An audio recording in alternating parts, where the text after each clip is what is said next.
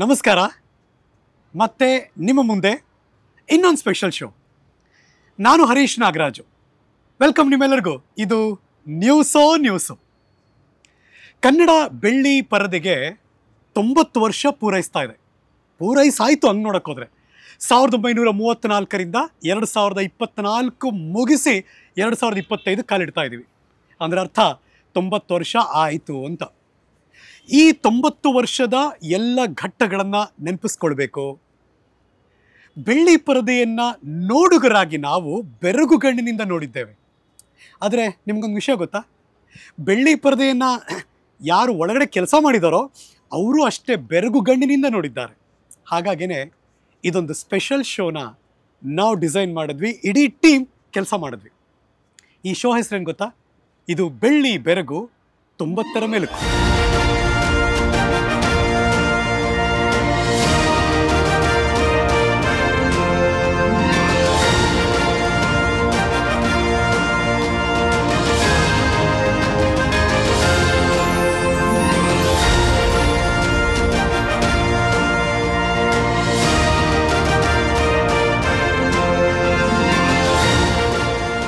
ಯಾವಾಗಲೂ ಹಾಗೇನೆ ನೆನಪಿನ ಬುತ್ತಿಯನ್ನು ಕೆದಕ್ತಾ ಹೋದರೆ ತುಂಬ ಕಾಣಿಸುತ್ತೆ, ಅದಕ್ಕಿಂತ ಹೆಚ್ಚಾಗಿ ತುಂಬ ಕಾಡುತ್ತೆ. ಯಾರಿಗೆ ಕಾಡುತ್ತೆ ಅಂದರೆ ಯಾರು ಅದರ ಜೊತೆ ಟ್ರಾವೆಲ್ ಮಾಡಿರ್ತಾರೋ, ಪಯಣವನ್ನು ಮಾಡಿರ್ತಾರೋ ಅವ್ರಿಗಂತೂ ತುಂಬ ಮೆಲ್ಕು ಹಾಕೋದಕ್ಕೆ ಅದ್ಭುತ ಕ್ಷಣಗಳಿರುತ್ತೆ, ಬೆರಗಿನ ಕ್ಷಣಗಳಿರುತ್ತೆ. ಹಾಗಾಗಿನೇ ಈ ಶೋ ವೆರಿ ಸ್ಪೆಷಲ್. ವಿಶೇಷವಾಗಿ ಆ ಎಲ್ಲ ಚಿತ್ರ ಜಗತ್ತಿನಲ್ಲಿ ಕೆಲಸ ಮಾಡಿದಾರಲ್ಲ ಅವರೆಲ್ಲರಿಗೂ ನಾವು ಡೆಡಿಕೇಟ್ ಮಾಡೋದಕ್ಕೆ ಬಯಸ್ತಾ ಇದ್ದೀವಿ. ಈ ಶೋಗೆ ಸ್ಪೆಷಲ್ ಅತಿಥಿ ಯಾರಿಂದ ಶುರು ಮಾಡಿಸೋದು ಅಂತ ಯೋಚನೆ ಮಾಡ್ತಿರ್ಬೇಕಾದ್ರೆ ಅನ್ಡೌಟೆಡ್ಲಿ ನಮಗೆ ಯಾವುದೇ ಅನುಮಾನ ಇಲ್ಲವೇ ಇಲ್ಲ, ಅವರೇ ಬೇಕು ಅಂತ. ನಾನಂತೂ ಒಂಥರ ಬೇತಾಳದ ಥರ ಹೋಗಿ ಒಪ್ಪಿಸಿ ಫೈನಲಿ ಒಂದು ಪ್ರೀತಿಯಿಂದ ನಮ್ಮ ಕಾರ್ಯಕ್ರಮಕ್ಕೆ ಬಂದು ನಮ್ಮ ಜೊತೆ ಕೂತಿದ್ದಾರೆ. ಅವ್ರನ್ನ ನಿಮಗೇನು ಇಂಟ್ರಡ್ಯೂಸ್ ಮಾಡಿಕೊಡ್ಬೇಕಾಗಿಲ್ಲ ನಾನು. ಯಾರಾದರೂ ಪ್ರತಿನಿತ್ಯ ಬೆಳಕು ಕೊಡುವಂಥ ಸೂರ್ಯನನ್ನು ಪರಿಚಯ ಮಾಡಿಕೊಡಿ ಅಂದರೆ ಅಯ್ಯೋ ಸೂರ್ಯ ನಮ್ಗೆ ಗೊತ್ತು, ಪರಿಚಯ ಹೆಂಗೆ ಮಾಡಿಕೊಡೋದು?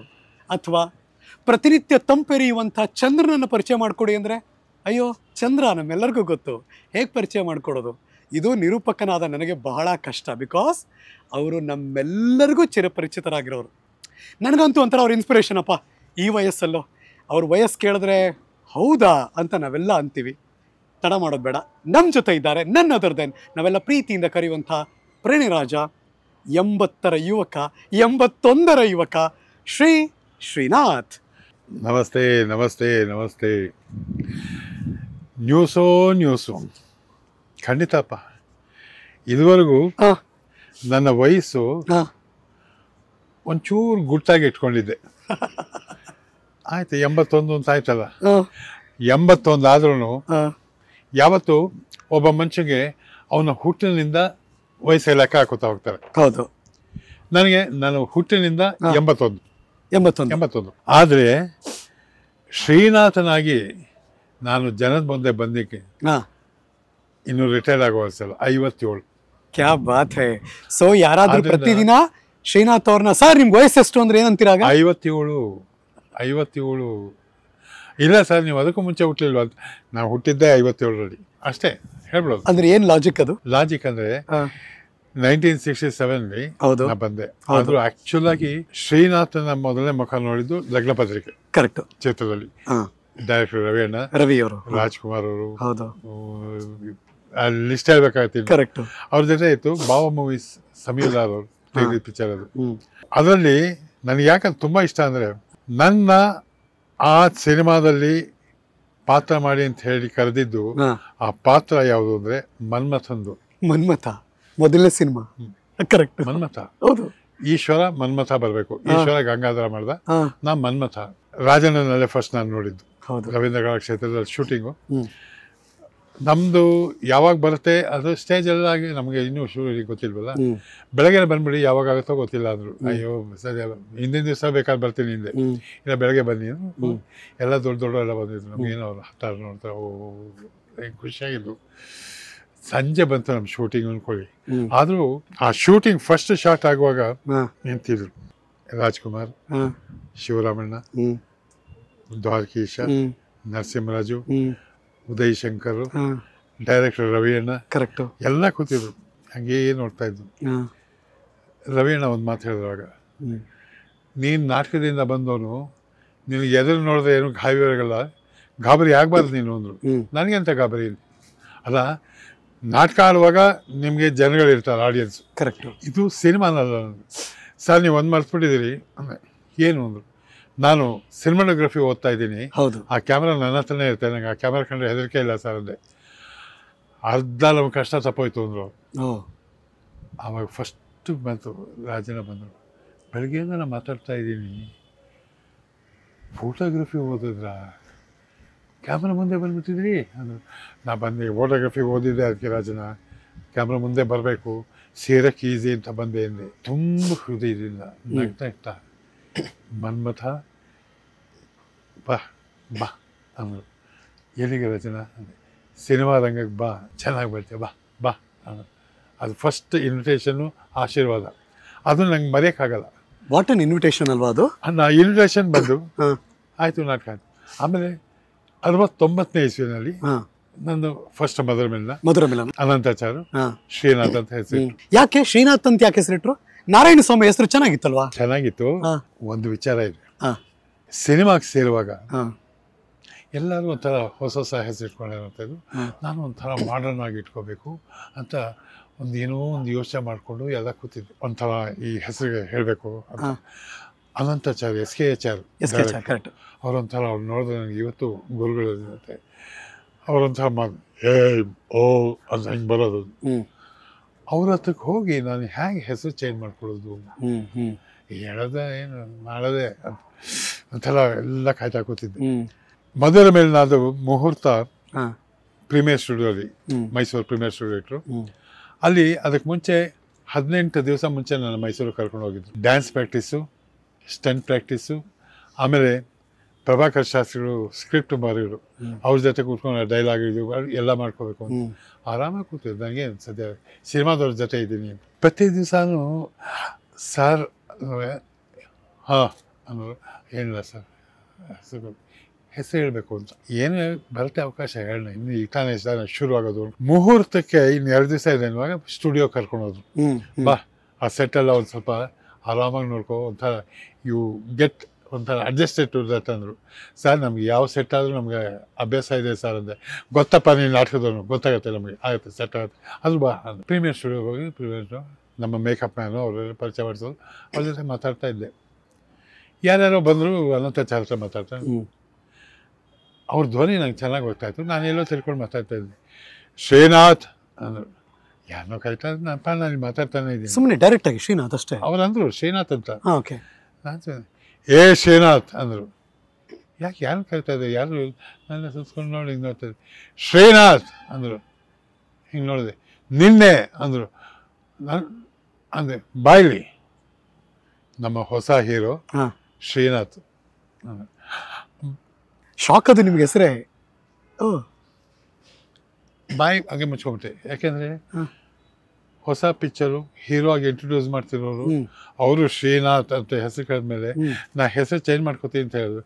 ನಾ ಹೆಸರು ಚೇಂಜ್ ಮಾಡ್ಕೋತೀನಿ ಅಂದರೆ ಹೋಗಪ್ಪ ನಿನ್ನೆ ಚೇಂಜ್ ಮಾಡ್ತೀನಿ ಅಂತ ಅಂದ್ಬಿಟ್ರೆ ಏನು ಹಿಂಗಾಗೋಯ್ತು ಅಂತ ಕೂತೆ. ಸೊ ಕಷ್ಟನ ಸುಖನ ಒಪ್ಕೋಬೇಕಾಗಿತ್ತು. ನಾನು ಒಪ್ಕೊಂಬಿಟ್ಟೆ. ಯಾಕಂದರೆ ಎಲ್ಲಿ ಉಳಿಸ್ಬಿಡ್ತಾರೋ ಅದು ಗಾಬರಿ ಇತ್ತು. ಅವರು ಆಮೇಲೆ ನೋಡಪ್ಪ ನಿನ್ನ ಜಾತಕ ಎಲ್ಲ ನೋಡಿ ನಿನ್ನ ಹೆಸರಿಗೆ ಯಾವುದು ಸರಿ ಹೋಗುತ್ತೆ ಎಲ್ಲ ಇದು ಮಾಡಿಕೊಂಡು ಶ್ರೀನಾಥ್ ಅನ್ನೋ ಹೆಸರಿಟ್ಟಿದ್ದೀನಿ. ಜಾಸ್ತಿ ಬದಲಾಯಿಸಿಲ್ಲ. ನಿನ್ನ ಹೆಸರು ನಾರಾಯಣ ಸ್ವಾಮಿ, ನಾರಾಯಣ ಶ್ರೀನಾಥ ಇಬ್ಬರು ಒಬ್ಬರೇ, ಅದರಿಂದ ಇನ್ನೊಂದು ಹೆಸರು ಅಷ್ಟೇ ನೀನು ಕೊಟ್ಟಿದ್ದೀನಿ ಅಂದರು. ಸರಿ ಸರ್ ಅಂದೆ. ಇದು ರಿಲೀಸಿಗೆ ಮುಂಚೆ ಸರ್ ಒಂದು ವಿಚಾರ ನಿಮ್ಗೆ ಹೇಳಲೇ ಇಲ್ಲ. ಏನು? ನಾನು ಗೌತಮ್ ಅಂತ ಇಟ್ಕೊಬೇಕು ಅಂತ ಹೆಸರು ಸೆಲೆಕ್ಟ್ ಮಾಡ್ಕೊಂಡಿದ್ದೆ. ಬುದ್ಧ ಆಗಕ್ಕೆ ಇಷ್ಟಪಡ್ತಾ ಇದ್ಯಾ? ಬುದ್ಧ ಸಿನಿಮಾ ರಂಗಕ್ಕೆ ಸರಿ ಹೋಗಲ್ಲ, ಅದಕ್ಕೆ ನಾನು ಇಟ್ಟಿದ್ದೀನಿ, ಸರಿಯಾಗಿದೆ ಅಂದರು. ಇವತ್ತು ಆ ಹೆಸರೇ ನನಗೆ ಆಗಿದೆ. ಸೊ 69ನೇ ಇಸ್ವಿ ಇದಾಯ್ತು. ಹುಟ್ಟಿದ್ದು 67ನೇ ಇಸ್ವಿ ಆದರೂ ನಾಮಕರಣ 69. ಹಂಗೆ ಸಿನಿಮಾಗೆ ಸ್ಪೆಷಲ್ ನಾನು. ಸೊ 57 ವರ್ಷದ ಜರ್ನಿ ಅದು. Sir tell me one thing, ಕಾಕತಾಳಿ ಅನಿಸ್ತಿದೆ ನಂಗೆ ಗೊತ್ತಿಲ್ಲ, ಬಟ್ ಎಷ್ಟು ಚೆನ್ನಾಗಿ ಸಿಂಕ್ ಆಯ್ತು ಅಂತ. ಅಂದ್ರೆ ಮೊದಲ ಎಂಟ್ರಿನಲ್ಲೇ ಮನ್ಮಥನ ಪಾತ್ರ, ನಿಮಗೆ ಸಿಕ್ಕಿರೋದು ಪ್ರಣಯ ರಾಜ. ಏನ್ ಸಿಂಕು ಸರ್ ಇದು. ಅಲ್ಲಿ ಎಲ್ಲೋ ಒಂದು ಬಹುಶಃ ಇಂಟ್ಯೂಷನು ಅಥವಾ ಜಾತಕದಲ್ಲಿ ಇದು ನಮ್ಮ ಗುರುಗಳು ಹೇಳ್ದಂಗೆ ಎಲ್ಲ ಸೇರ್ಕೊಂಡಿದೆ ಅದು. ಇದು ಒಂದು ಹೇಳ್ಬಿಡ್ತೀನಿ, ಶ್ರೀನಾಥ್ನಾದೆ ಇದೆಲ್ಲ ಆಯಿತು. ಚಿಕ್ಕಮ್ಮ ಅನ್ನೋದು ನನ್ನ 3ನೇ ಸಿನಿಮಾ. ಕರೆಕ್ಟ್. ಅಲ್ಲಿ ನಾನು ರಾಜಣ್ಣನನ್ನು ಮೀಟ್ ಮಾಡಿದೆ. ರಾಜಣ್ಣ ಅದರಲ್ಲಿ ಗೆಸ್ಟ್ ರೋಲು, ಜಯಂತಿ ಅವ್ರದ್ದು. ಮಧುರ ಮಿಲನ, ಅನಿರೀಕ್ಷಿತ, ಚಿಕ್ಕಮ್ಮ. ಮಧುರ ಮಿಲನ, ಕಲ್ಪವೃಕ್ಷ, ಚಿಕ್ಕಮ್ಮ. ಚಿಕ್ಕಮ್ಮ ಆದ್ಮೇಲೆ ಅನಿರೀಕ್ಷಿತ. ಅಲ್ಲಿ ರಾಜಣ್ಣ ಬಂದರು. ಸರಿ ಜಯಂತಿ ಹೇಳಿದ್ರು. ಜಯಂತಿ ಹೇಳಿದ್ರು, ಶ್ರೀನಾಥ್ ಗೊತ್ತಲ್ಲ ಅಂದ. ಏ ಲಗ್ನ ಪತ್ರಿಕೆ ಅಲ್ವಾ ಅಂದರು. ಮನ್ಮಥ ಅಂದರು. ಅಂದೆ ಯಪ್ಪ, ಗುಡ್ ಗುಡ್.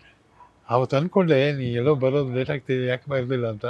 ಇವತ್ತು ಸಿಕ್ಕಿದ್ಯಾ, ಚೆನ್ನಾಗಿರೋಕಲ್ಲ, ಚೆನ್ನಾಗಿರೋದು. ಮನ್ಮಥನ್ನ ಅವ್ರು ಇನ್ನೂ ಜ್ಞಾಪಕ ಇಟ್ಕೊಂಡಿದ್ರು. ಆ ಮನ್ಮಥನ್ನ ಅವ್ರ ಕೊನೆ ಉಸಿರಿಗೂ ಮರೀಲಿಲ್ಲ. ತಮ್ಮನಾಗಿ ನೋಡ್ಕೊಂಡ್ರು. ಅವ್ರ ಜೊತೆ ಇದ್ದಿದ್ದರಿಂದ ಬೇಕಾದಷ್ಟು ಕಲಿತಾನೆ ಇದ್ದೆ ನಾನು, ಹೇಗಿರ್ಬೇಕು ಏನಿರಬೇಕು ಅಂತ. ಅದು ಯಾವ್ಯಾವ ಥರ ಹೇಳಿದ್ರು ಅದೊಂದು ದೊಡ್ಡ ಕಥೆಗಳಾಗುತ್ತೆ. ಸರ್, ತೆರೆ ಮುಂದೆ ಕೆಲಸ ಮಾಡಬೇಕು, ಹಾಗಾಗಿ ತೆರೆ ಹಿಂದೆ ಬಂದ್ರಿ ಅಂತ. ಹೌ ಇಂಪಾರ್ಟೆಂಟ್ ಅಂದ್ರೆ ಒಬ್ಬ ಛಾಯಾಗ್ರಾಹಕನಾಗಬೇಕು ಅನ್ನೋದು ಇದೆಯಲ್ಲ, ಅಂದ್ರೆ ಆಕ್ಟ್ ಮಾಡಬೇಕು, ಹಾಗಾಗಿ ಛಾಯಾಗ್ರಾಹಕನಾಗಬೇಕು ಅಂತ. ಅಂದ್ರೆ ಒಬ್ಬ ಕಲಾವಿದರಿಗೆ ಬ್ಯಾಕ್ ಎಂಡ್ ವರ್ಕ್ ಎಷ್ಟು ಚೆನ್ನಾಗಿ ಗೊತ್ತಿರ್ಬೇಕು ಸರ್, ಟೆಕ್ನಿಕಲಿ ಎಷ್ಟು ಗೊತ್ತಿರಬೇಕು ಸರ್? ಇದು ನೀವು ಯಾವುದೋ ಒಂದು ಪ್ರಶ್ನೆ ಕೇಳಿದ್ರಿ, ಆ ಪ್ರಶ್ನೆಗೆ ಉತ್ತರ ನಾನಿನ್ನೂ ಕಂಡುಹಿಡಿತಾ ಇದ್ದೀನಿ. ಯಾಕೆಂದ್ರೆ ಸಿನಿಮಾಗ್ರಫಿ ಓದಿದ್ದೆ ನಾನು, ಅದೇ ಒಂದು ಹಿಸ್ಟ್ರಿ ಇದೆ. 8ನೇ ವಯಸ್ಸು ನಾವು ಬಸವನಗುಡಿಲಿದ್ದು. ಆಯ್ತು. National middle school. ಆಯ್ತು. ನಾವು ಸನ್ನಿಧಿ ರಸ್ತೆ, ಮಲ್ಲಿಕಾರ್ಜುನ ಸ್ವಾಮಿ ಗುಡಿ ಎದುರಿಗೆ, ಆಚಾರ್ಯ ಪಾಠಶಾಲೆ ಎದುರಿಗೆ ಮನೆ. ಕರೆಕ್ಟ್. ಅಲ್ಲಿಂದ ನಾವು ಗಾಂಧಿ ಬಜಾರ್ ದಾಟ್ಕೊಂಡು ನಮ್ಮ national school, national middle school ಎಲ್ಲ ಹೋಗ್ಬೇಕು. ಆಲ್ಮೋಸ್ಟ್ ಇಲ್ಲೊಂದು ಹೋಟ್ಲ್ ಇದೆ ಗಾಂಧಿ ಬಜಾರಲ್ಲಿ, ಆ ಕಾರ್ನರ್ ಒಂದಿತ್ತು. ಪಕ್ಕದಲ್ಲಿ ಗಲ್ಲಿ ಇದೆ. ಗಲ್ಲಿಯಲ್ಲಿ ಹೋಗ್ತಾ ಇದ್ದೀನಿ. ಅವ್ನು ಯಾರೋ ಒಬ್ಬ ಏಣಿ ಹಾಕೊಂಡು ಏನೋ ಅಂಟಿಸ್ತಾ ಇದ್ದ. 8 ವರ್ಷ ನನಗೆ. ನಾನು ಅದನ್ನೇ ನೋಡ್ತಾ ಇದ್ದಿದ್ದೆ. ಅವನ್ನೆಲ್ಲ ಹೆಂಗಾರ ಗೋಂದಿಗಿಂದ ಏನೋ ಹಾಕೊಂಡೆಲ್ಲ ನಿಂತು. ಏನ್ರಿ ಅದು ಅಂದೆ. ಅವನ ಏನಿಂದ ಹಿಂಗೆ ನೋಡ್ದ. ಏನು ಅಂದೆ. ಅದೇ ನೀವು ಹೇಳ್ತಿರೋದು. ಏಯ್, ಇದು ಸಿನಿಮಾ ಪೋಸ್ಟ್ರು, ಸಿನಿಮಾ ಬರುತ್ತೆ ಅಂದ. ಅದು ನೋಡ್ತಾ ಇದ್ದೆ. ತಿರುಗಿಸ್ದ, ಅಂಟಿಸ್ದ. ಒಂದು ಹೀರೋ ಮುಖನೂ ದೊಡ್ಡದಾಗಿತ್ತು ಅಲ್ಲಿ. ಅದು ಯಾರ್ರಿ ಅಂದೆ.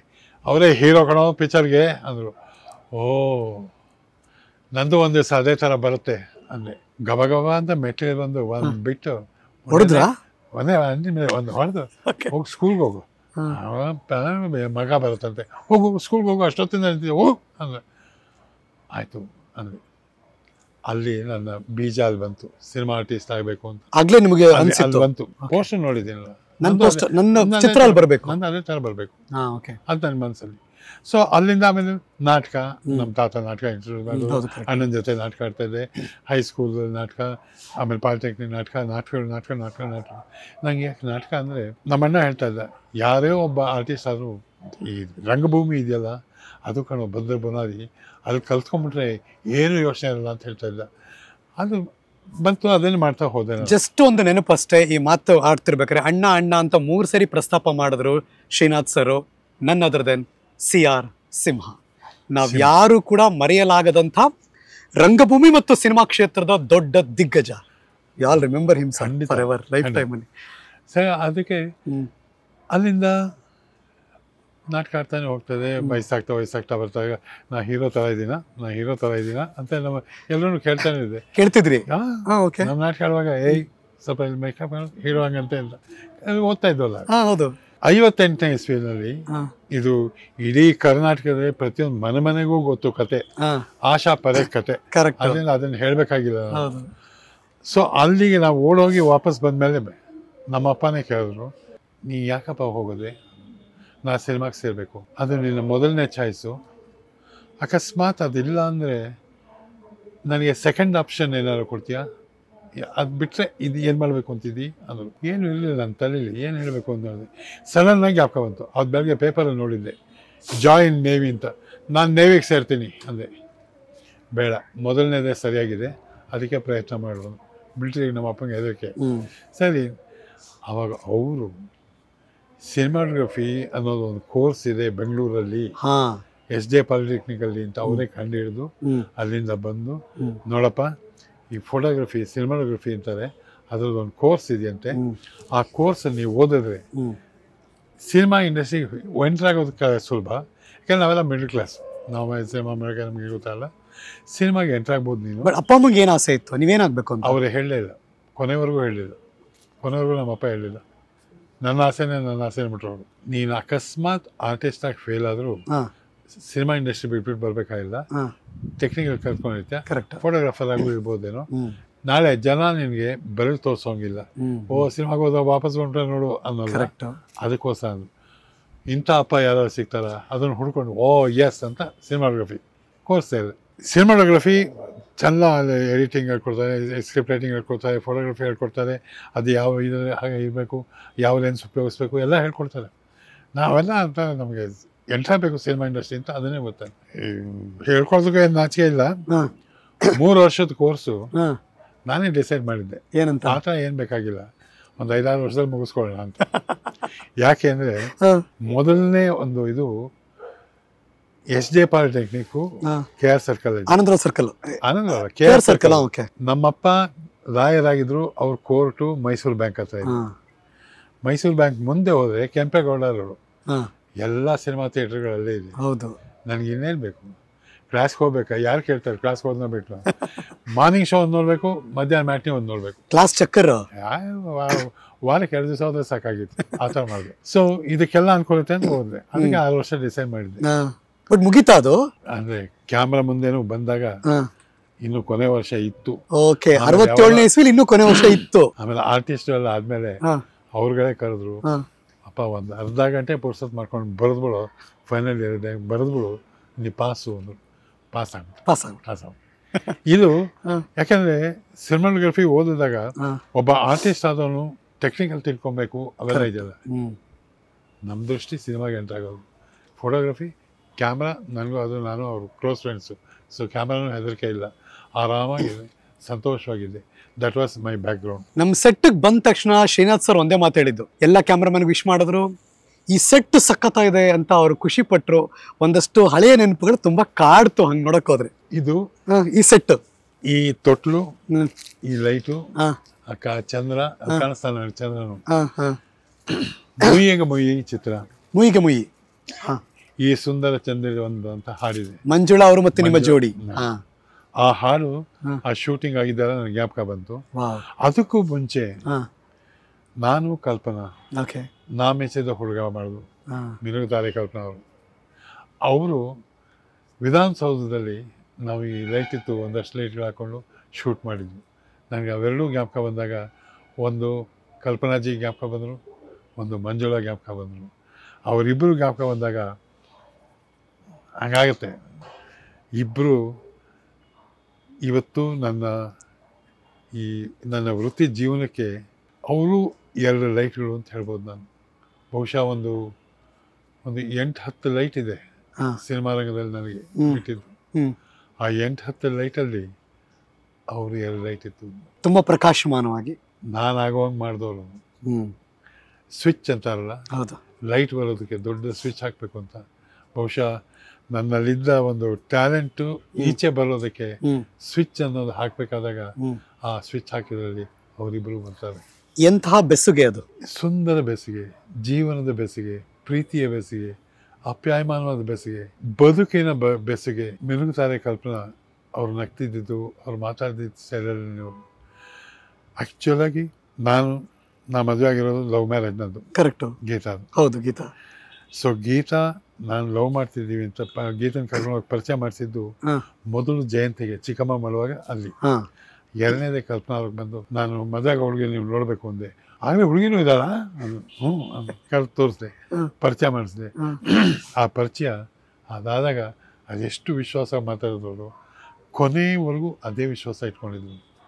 And every day she use to say, ಹೇಗಿರ್ಬೇಕು ಬದುಕು, ಯಾವ ಥರ ಮಾಡಬೇಕು ಬದುಕು. ಯಾಕೆಂದರೆ ಜೀವನದಲ್ಲಿ ಕಷ್ಟ ಅನುಭವಿಸ್ತಾರೋ ಅವ್ರು ಅನುಭವಿಸಿದ ಕಷ್ಟಗಳೆಲ್ಲ ಜ್ಞಾಪಕ ಬಂದಾಗ ಮನಸ್ಸು ಬೇರೆ ಕಡೆನೇ ಹೋಗುತ್ತೆ. ಅಂಥ ಕಷ್ಟ ಬರಬಾರ್ದು ಅನ್ನೋದನ್ನು ಮನಸ್ಸಲ್ಲಿ ಇಟ್ಕೊಂಡು, ಯಾಕೆ ಆ ಥರ ಕಷ್ಟಗಳು ಬರ್ಬೋದು ಅದನ್ನು ಒಂದು ಇಂಡೈರೆಕ್ಟಾಗಿ ಹೇಳ್ತಾ, ಆ ಕಷ್ಟಗಳು ನಿಮಗೆ ಬರಬಾರ್ದು ಅಂತ.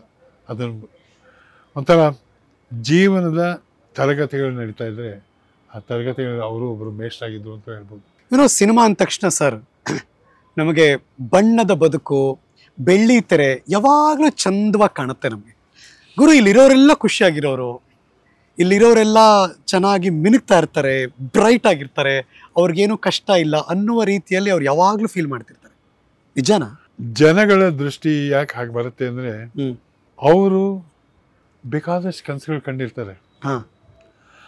ಆ ಕನಸುಗಳನ್ನ ಅವರು ಸಾಕಾರ ಆಯಿತು ಅಂತ ಎಲ್ಲಿ ಅನ್ಕೊಳ್ಳೋದು ಅಂದಾಗ ಅವರು ಒಂದು ಥಿಯೇಟ್ರಿಗೆ ಬಂದು ದುಡ್ಡು ಕೊಟ್ಟು ಕತ್ತಲ್ಲಿ ಕೂತ್ಕೊಂಡು ತಮ್ಮ ಕನಸು ಏನಿರುತ್ತೆ ಆ ಕನಸನ್ನ ಹೀರೋ ಮಾಡಿದಾನ, ಹೀರೋಯಿನ್ ಮಾಡಿದಾಳ, ಆ ಕತೆ ಅವಾಗೆಲ್ಲ ಸಾಂಸಾರಿಕ ಬರೋದು. ಕರೆಕ್ಟ್. ಸೊ ಇದ್ರಲ್ಲಿ ನಮ್ಮ ಪಾತ್ರದಲ್ಲಿ ನಾನು ಬರ್ತಾ ನೋಡಿದಾಗ ಅಲ್ಲಿ ಕಷ್ಟ ಸುಖ ಎಲ್ಲ ತೋರಿಸ್ತಾ ಹೋಗ್ತಾ ಇದ್ವಿ.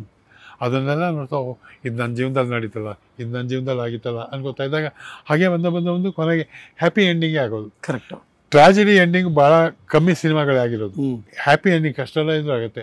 ಸೊ ಅವರ ಕನ್ಸು ನೋಡ್ತಾ ನಮಗೂ ಇಂಥ ಬರ್ಬೋದು, ನಾವು ಹಿಂಗೆ ಮಾಡಬೇಕು ಒಂದು ಸಿಗೋದಲ್ಲ. ಅದನ್ನು ನೋಡಿ ತೋರಿಸ್ಕೊಟ್ರು ನಮಗೆ ಇದು ತೋರಿಸೋದಲ್ವ, ಇವ್ರು ಚೆನ್ನಾಗಿರ್ಬೇಕಪ್ಪ, ಅವ್ರು ನೋಡೋದು ಯಾವಾಗ ನಾವು ಒಂದು ಕಾರಿಂದ ಇಳಿದಾಗ ಅವ್ರು ನಮ್ಮನ್ನು ನೋಡ್ತಾರೆ. ಕರೆಕ್ಟು. ನಮ್ಮನ್ನು ನೋಡಿದ ತಕ್ಷಣ ಅವ್ರು ಖುಷಿಯಾಗುತ್ತೆ, ತಪ್ಕೋತಾರೆ, ಮಾತಾಡ್ತಾರೆ, ಮುತ್ಕೊಳ್ತಾರೆ, ಕೈ ಇಡ್ತಾರೆ, ಎಲ್ಲ ಆಗುತ್ತೆ. ಅವ್ರ ಮನಸ್ಸಲ್ಲಿ ಇವರು ಯಾವ ಕಷ್ಟನೂ ಬರಬಾರ್ದು, ಕಷ್ಟ ಬರಲ್ಲ, ಕಷ್ಟ ಬಂದರೂ ಜಯಿಸಿದ್ದೀವಿ ಅಂತ ತೋರಿಸಿದಾರಲ್ವಾ, ಅದರಿಂದ ಇವ್ರಿಗೆ ಯಾರ್ದು ಬಂದಿಲ್ಲ ಅಂತ ಕಾಣುತ್ತೆ ಅನ್ನೋದು ಒಂದು ಬರುತ್ತೆ ಅವ್ರಿಗೆ.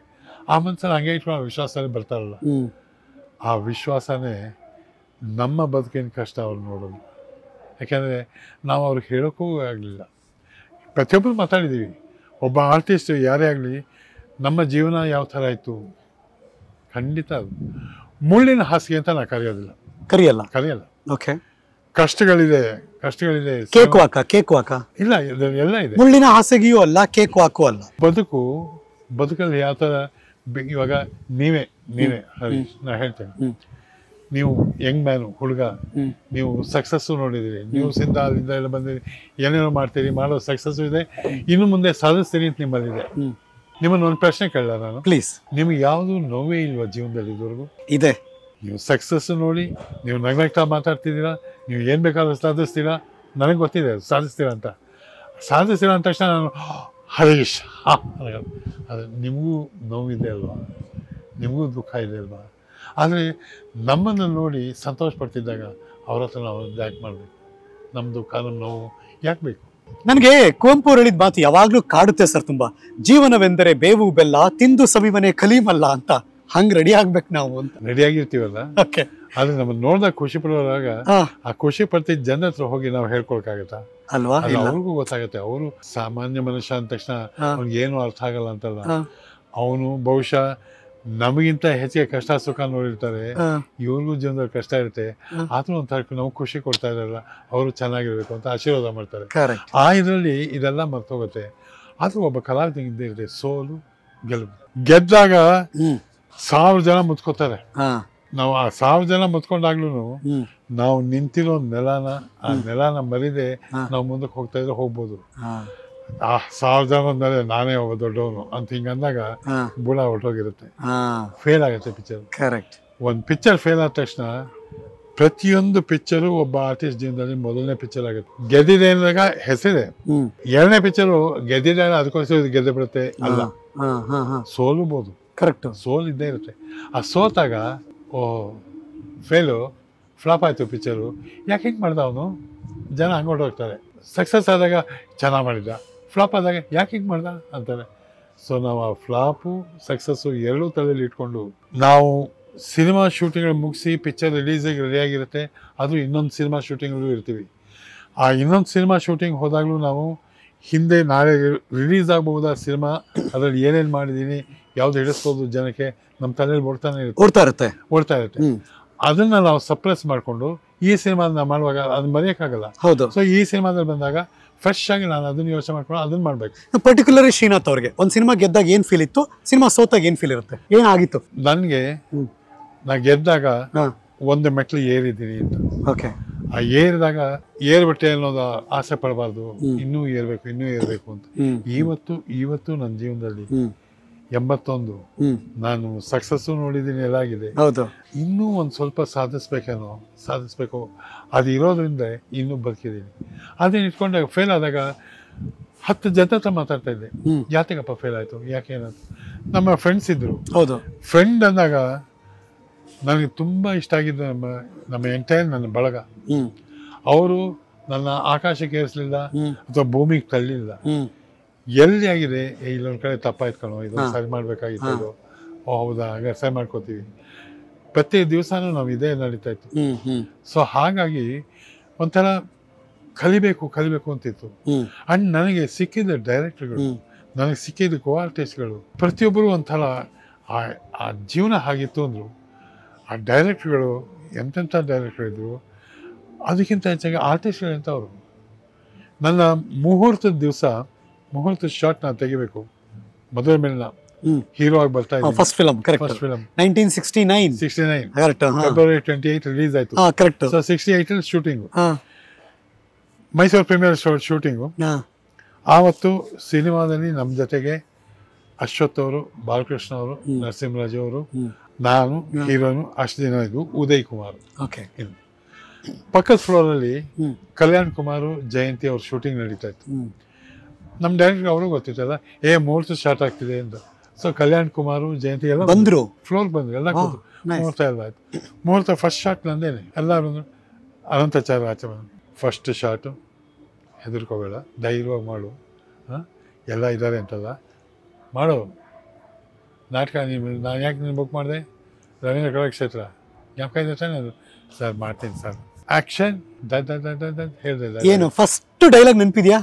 ಡೈಲಾಗ್ ನೆನಪಿದ್ಯಾ? ಫಸ್ಟ್ ಆಕ್ಷನ್ ಅಂದ ತಕ್ಷಣ, ಕ್ಲಾಪ್ ಮಾಡಿದ ತಕ್ಷಣ, ಡ್ಯೂ ರಿಮೆಂಬರ್? ನೀನು ನನಗೋಸ್ಕರ ಕಾಯ್ತಿದ್ಯಾ, ನಾನು ಬೇಗನೆ ಬರಬೇಕಾಗಿತ್ತು, ಆಗಲಿಲ್ಲ. ಆದರೆ ಆಗಲಿಲ್ಲ ಅಂದಾಗ ಅದರ ಯೋಚನೆ ಇರಲಿಲ್ಲ. ಯಾಕೆಂದರೆ ಬಂದರೆ ನಿನ್ನ ನೋಡ್ತೀನಿ ಅನಿಸ್ತು, ಅದಕ್ಕೆ ಅನ್ನಿಸ್ಲಿಲ್ಲ, ಬಂದಿದ್ದೀನಿ. ಯಪ್ಪ, ವಾವ್, ನಮ್ಮ ಸೆಟ್ಟವರೆಲ್ಲ ಚಪ್ಪಾಳೆ ಹಾಕ್ಬಿಟ್ಟಿದೀವಿ ನಾವು. ಸರ್ 57 ವರ್ಷದ ಮೊದಲ ಸಿನಿಮಾದ ಕ್ಲಾಪ್ ಮಾಡಿದ ಮೊದಲ ಡೈಲಾಗು ಹಿಂಗೆ ಹೇಳ್ಬಿಟ್ರು. ಆ ಶಾಟ್ ಇವಾಗಲೂ ತೋರಿಸ್ಬೋದು. ಅಂದ್ರೆ ಸಿನಿಮಾದಲ್ಲಿ ಅದು ಎಷ್ಟಿದೆಯೋ ಏನೋ ಗೊತ್ತಿಲ್ಲ, ಹಳೇದಲ್ವಾ, ಗೊತ್ತಿಲ್ಲ. ಬಟ್ ಇವಾಗ ನೀವೇನು ಹೊಡೆದ್ರಿ, ಇದೇ ಥರ ಎಲ್ಲರೂ ಹೊಡೆದ್ರು. ಕಲ್ಯಾಣ್ ಕುಮಾರ್ ಹೊಡೆದ್ರು. ಆಮೇಲೆ ಚೆನ್ನಾಗಿ ಮಾಡಿದೆ, ಧೈರ್ಯವಾಗಿ ಚೆನ್ನಾಗಿದೆ. ನಾನು ನೀವು ಹಾರಿದ ಬಂಡೆನೆ ಹಾರಿರೋನು ಒಂದೇ ಏನೋ ಅಂದ್ರು ಕಲ್ಯಾಣ್ ಕುಮಾರ್. ನೀವು ಹಾರಿದ ಬಂಡೆನೆ ಹಾಡಿದ್ದೀನಿ, ದೊಡ್ಡ ಪಾತಾಳ ಚಿಕ್ಕ ಪಾತಾಳ ಎಲ್ಲ ಹಾರದೇನೆ. ಅವರು ಬಸವನಗುಡಿ, ಅವರು IPS ಎದುರಿಗೆ ಇದ್ದವರು, ಅವರು ಅಲ್ಲೇ ಆಟ ಇರೋದು ಬಿಗಲ್ನಾಕ್ ಹತ್ರ. ನಮ್ಮ ಹುಡುಗಲ್ಲೇನೋ ಸನ್ನಿಧಿ ರಸ್ತೆ ಇದೆ, ಅವರು ಅದೇ ರಸ್ತೆ. ವಾ, ಹಂಗೆ ಗೊತ್ತಾಯ್ತು. ಸೊ ಈ ಥರ ಅವ್ರ ಜನಗಳನ್ನ ನೆನೆಸ್ಕೊಂಡಾಗ ಅಷ್ಟು ಜನ ಇದ್ದಲ್ಲ, ತಟ್ಟದಲ್ಲ, ವಿಶ್ವಾಸ ತೋರಿಸಲ್ಲ. ಆವಾಗ ಹೇಳಿದ್ರು ಚಪ್ಪಾಳೆ ಹೊಡೆದ ತಕ್ಷಣ ಚಪ್ಪಾಳೆ ಅಂತಲ್ಲ. ಅಶ್ವಥ್ ಅವರು ಅಷ್ಟೇ, ನರಸಿಂಹರಾಜು ಅಷ್ಟೇ, ಇದೇ ಥರ ನೀವು ಮಾಡ್ತಾ ಹೋಗಪ್ಪ, ಮಾಡ್ತಾನೆ ಇರ್ತೀಯ. ಯಾವತ್ತಾದರೂ ಇಲ್ಲಿ ಏರಿಸ್ಕೊಂಡ್ರೆ ಅಲ್ಲಿ ಇಳಿತೀಯ ಅಷ್ಟೇ. ಜ್ಞಾಪಕ ಇಟ್ಕೊಂಡು ಬಾಲಣ್ಣ ಚೆನ್ನಾಗಿರೋದು. ಸ್ವೀಟ್ ಊಟ ಮಾತಾಡಿಸ್ತಾ ಬರ್ತದೆ, ಮಾತಾಡಿಸ್ದಾಗ ಸ್ವೀಟ್ ಅದು, ಅದೇ ಜಾಸ್ತಿ ತಿನ್ಬಿಟ್ರೆ ಹೊರಟೋಗ್ತಿ. ಹೀಗೆ ಇರು ಅದು. ಎಲ್ಲರೂ ಆವತ್ತಿನ ನಾನು ಇದ್ದ ರೀತಿಯೇ ಅದನ್ನು ಹೇಳಿದ್ರು. ನಾನು ಚೆನ್ನಾಗಿದ್ದೀನಿ, ನಾನು ಇದಾಗಿದ್ದೀನಿ, ಅವೆಲ್ಲ ಅಲ್ಲ. ನನ್ನ ಸ್ವಭಾವ, ನನ್ನ ಇದನ್ನು ನೋಡಿ ಇದನ್ನೇ ಉಳಿಸ್ಕೊ ಅಂತ ಹೇಳಿದ್ರು. ಆಮೇಲೆ ನಾನು ರಾಜನನ್ನು ಮೀಟ್ ಮಾಡಿದಾಗಲೂ ಅವರು ಅದೇ ಹೇಳಿದ್ದು. ನಾನು ಸಿನಿಮಾ ರಂಗ ಬಿಡ್ತೀನಿ ಅಂದಾಗಲೂ ಅವ್ರು ಅದೇ ಹೇಳಿದ್ದು, ನಿಮ್ಮ ಇದನ್ನೇ ಉಳಿಸ್ಕೊಳ್ಳಿ, ನೀವು ಉಳಿತೀರಾ ಅಂತ.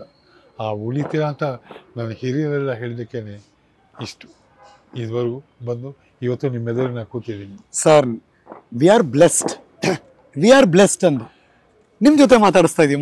ಐ ಆಮ್ ಆಲ್ಸೋ ಬ್ಲೆಸ್ಡ್ ಮಾ. ಯಾಕೆಂದರೆ ಸಾಮಾನ್ಯವಾಗಿ ಬಹುಶಃ ನೀವು ನೋಡಿದ್ರಿ, ಒಂದು 75-80 ಆದಮೇಲೆ ಹೌದು ಒಂಥರ ಹಿರಿಯ ವಯಸ್ಸರು, ವೃದ್ಧರು, ಅದು ಎಲ್ಲ ಬರ್ತದೆ.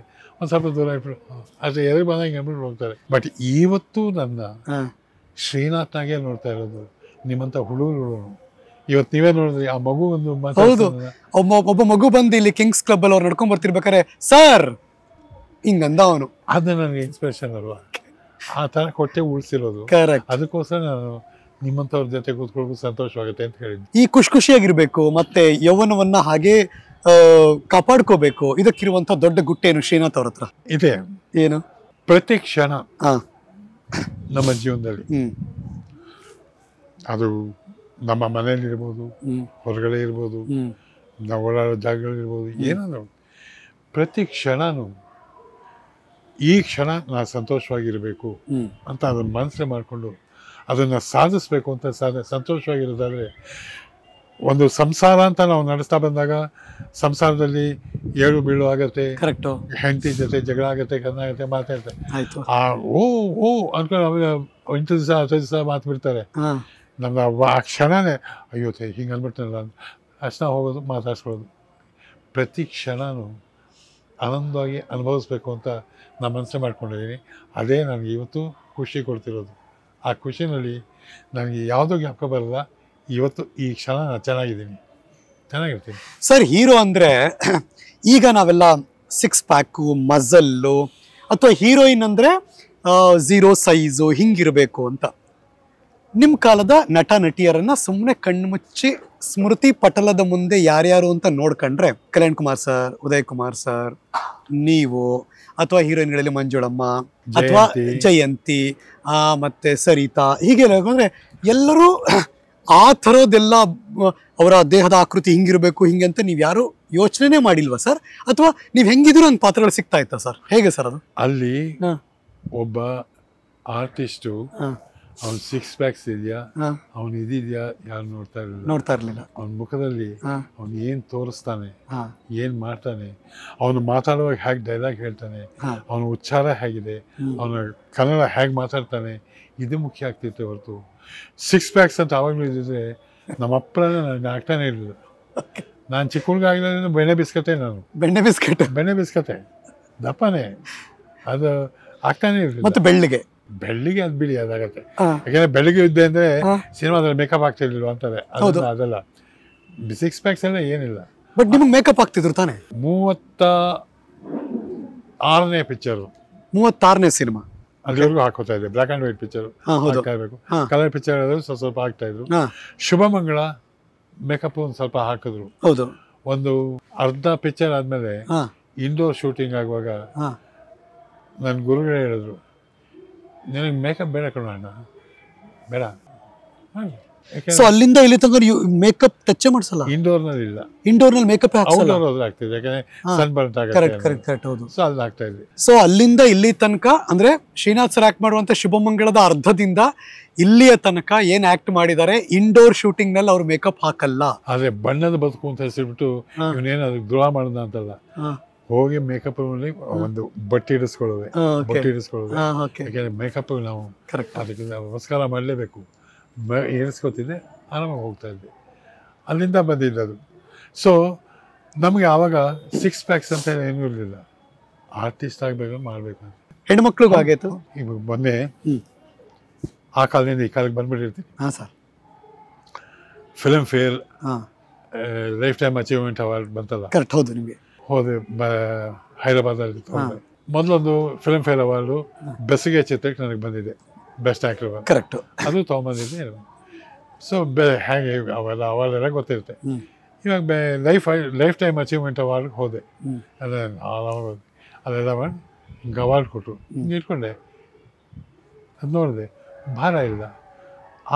ಆವಾಗ ಕೊಟ್ಟಿದ್ದು ಐರನ್ ಇದ್ರಲ್ಲಿ ಅದೇನು ಬರುತ್ತೆ, ಬ್ರಾನ್ಸ್, ಬುಲೆಟ್ ಮಾಡ್ತಾರಲ್ಲ, ಇದು ರಿವಾಲ್ವರ್ ಮಾಡ್ತಾರಲ್ಲ, ಆ ಥರ ಗನ್ ಮೆಟಲ್ ಮಾಡಿದ. ಭಾರ ಆಯಿತು. ಅದು ಮೊದಲನೇ ಹಿಂಗೆ ತೊಗೊಂಡಾಗ ಅಂತ ಹಿಂಗೆ ತೊಗೊಂಡು ಹಂಗೆ ಬಿದ್ದೋಗಿದ್ದೆ. ಇದು ಹಂಗೆ ಆಗುತ್ತೆ ಅಂದರೆ ಇದು ಬೆಲೆ ಇಟ್ಕೋಬೋದಿತ್ತು. ನಾನು ಮಾತಾಡಿ ಹೇಳ್ಬಿಟ್ಟೆ. ಅವಾರ್ಡು ತುಂಬ ಚೆನ್ನಾಗಿದೆ, ಸಂತೋಷವಾಗಿದೆ. ಆಗಿನ ಕಾಲ ಈಗಿನ ಕಾಲ ಈವನ್ ಫಿಲ್ಮ್ ಫೇರ್ನವರು ಚೆನ್ನಾಗಿ ಗಮನ ಇಟ್ಕೊಂಡಿದ್ದಾರೆ, ಭಾಳ ಸಂತೋಷ ಆಯಿತು. ಆಗಿನ ಕಾಲದಲ್ಲಿ ಈ ಬ್ಲ್ಯಾಕ್ ಲೇಡಿ ಹೇಗಿರ್ತಾ ಇದ್ರು ಅಂದರೆ ನಮ್ಮ ಹೀರೋಯಿನ್ಗಳ ಥರ ಎಲ್ಲ ತುಂಬ್ಕೊಂಡು ದಡ್ಡಗಿರೋ ಅದೇ ಥರ ಇತ್ತು. ಈಗೆಲ್ಲ 0 ಟೈಪ್ ಇರುತ್ತೆ, 0 ಬೆಳೆ ಹೇಗೆ ಅಂತಾರೆ. ಅದೇ ಅದು ಹಾಗೆ ಆಗಿದೆ ಅಂದರೆ ಅವರು ಫಿಲ್ಮ್ ಫೇರ್ ಎಡಿಟರ್ ಕೂತಿದ್ರು. ನಾವು ತೊಗೊಂಡು ವಾಪಸ್ ಬಂದಮೇಲೆ, ಸರ್ ಅಂದರು. ನಾನು it's okay, I am sorry, ಹೇಳ್ಬಿಟ್ಟೆ. ನೀವು ಹೇಳಿದ್ದು ಚೆನ್ನಾಗಿ ಸರ್, ಆಗಲಿಂದ ಇದು ಆಗಿದೆ.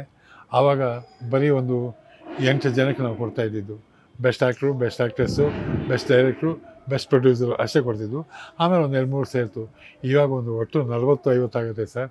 ಸೊ ಅದನ್ನು ಮಾಡೋದ್ರಲ್ಲಿ ಸ್ವಲ್ಪ ಅಂದರೆ ಎಸ್ ಐ ಅಗ್ರಿ. ಸೊ ಆ ಕಾಲ ಈ ಕಾಲ ಹಾಗೆ ಇತ್ತು. ಸೊ 6 ಪ್ಯಾಕ್ಸ್ ಅಲ್ಲ, ನೀವು ಏನು ಕೊಟ್ಟರು ಮಾಡಬೇಕು. ಅದಕ್ಕೆ ಅಲ್ಲಿ ಆವಾಗ ನನಗೆ ಯಾವ ಮಾತು ಬರುತ್ತೆ, ಪುಟ್ಟಣ್ಣಾಜಿ ಒಂದು ಹೇಳ್ತಾ ಇದ್ರು ನನಗೆ, ಯಾವುದು ಅಣ್ಣ, ಅವರ ಅಣ್ಣ ಅಂತ ನಾನು ಕರಿತಿದ್ದು. ಯಾಕೆಂದರೆ ಅವರ ಮೊದಲನೇ ಮಗನೂ ಅಣ್ಣ ಅಂತ ಇದ್ರು ಅವರು. ಅಣ್ಣ, ನೀನು ಆ್ಯಕ್ಟ್ರ್ ಆಗಬೇಡ, ಆರ್ಟಿಸ್ಟ್ ಆಗು. ನಟ ಆಗಬೇಡ, ಕಲಾವಿದ ಆಗು. ಯಾಕೆಂದರೆ ಕಲಾವಿದ ಆದಾಗ ಯಾವುದೇ ರೋಲ್ ಕೊಟ್ಟರು ಹಾಗೆ ಮಾಡಬೇಕು ಅಂತ. ನಟ ಅಂದಾಗ ನೀನು ಯಾವ ರೀತಿ ಹೋಗ್ತಿದ್ದೋ ಅದೇ ರೀತಿ ಆಗಬೇಕು ಅಂತ ನಿನಗೆ ಸಿಗೋ ಪಾತ್ರ ಎಲ್ಲ ನಿಂತರೇ ಮಾಡ್ಕೊಂಡು ಹೋದರೆ ಕಷ್ಟ ಆಗತ್ತಪ್ಪ. ಅದು ನಾವು ಆರ್ಟಿಸ್ಟ್ ಅನ್ನೋಕ್ಕಾಗಲ್ಲ, ನಾವು ಅನ್ನೋಕ್ಕಾಗಲ್ಲ. ಆದರೆ ನನಗೆ ಕಲಾವಿದನಾಗಬೇಕು ಅಂತ. ಕಲಾವಿದನಾಗ ಯಾವುದೇ ರೋಲ್ ಕೊಟ್ಟರು ಮಾಡಬೇಕು, ಅದಕ್ಕೆ ಒಂದಾಗಬೇಕು. ನಾನು ನಟ ಆಗ್ತೀನಿ ಅಂದರೆ. ಬಟ್ ಆಯ್ಕೆಗಳಿತ್ತ ಸರ್? ಅಂದರೆ ಯಾರೋ ಕತೆ ಕೇಳ್ತಾರೆ, ಈ ಕತೆ ಬೇಡಪ್ಪ ನಂಗೆ ಅಂತ ರಿಜೆಕ್ಟ್ ಮಾಡ್ತಿದ್ರಾ, ಅಥವಾ ಬರೋ ಕಥೆಯನ್ನು ಒಪ್ಕೋತಾ ಇದ್ರಾ? ಹೇಗಿತ್ತು ಸರ್ ಅವಕಾಶಗಳಾಗ? ಅವಕಾಶಗಳು ಅವಾಗ ನಮಗೆ ಸಿನಿಮಾಗಳು ಬರಬೇಕಾಗಿತ್ತು. ಅಂದ್ರೆ ಬರ್ತಾ ಇದ್ದಿದ್ದ ಸಿನಿಮಾಗಳು ಬೇಡ ಅನ್ನೋಂಥದ್ದು ಏನು ಇರಲಿಲ್ಲ.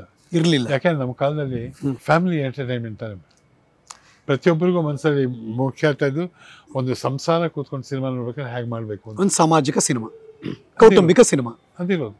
ಸೊ ಅದರಲ್ಲಿ ರಿಜೆಕ್ಟ್ ಮಾಡುವಂಥದ್ದು ಏನು ಇರ್ತಾ ಇರಲಿಲ್ಲ. ನನ್ನ 198 ಸಿನಿಮಾ ಹೀರೋ, ಆಮೇಲೆ ಅಪ್ಪನ ಪಾರ್ಟಿ ಸಿನಿಮಾ 400 ಬರ್ತಾ ಇದೆ. ನಾನು ಬೇಡ ಅಂತ ಡಿಸೈಡ್ ಮಾಡಿರೋದು 400 ಪಿಕ್ಚರ್ಲಿ ಒಂದು 6-7 ಇರ್ಬೋದು. ಅಯ್ಯೋ, ಯಾಕೆಂದರೆ ನನಗೆ ಹೇಳಿದ್ದೇನು, ಕಲಾವಿದ ಆಗು ಅಂತ.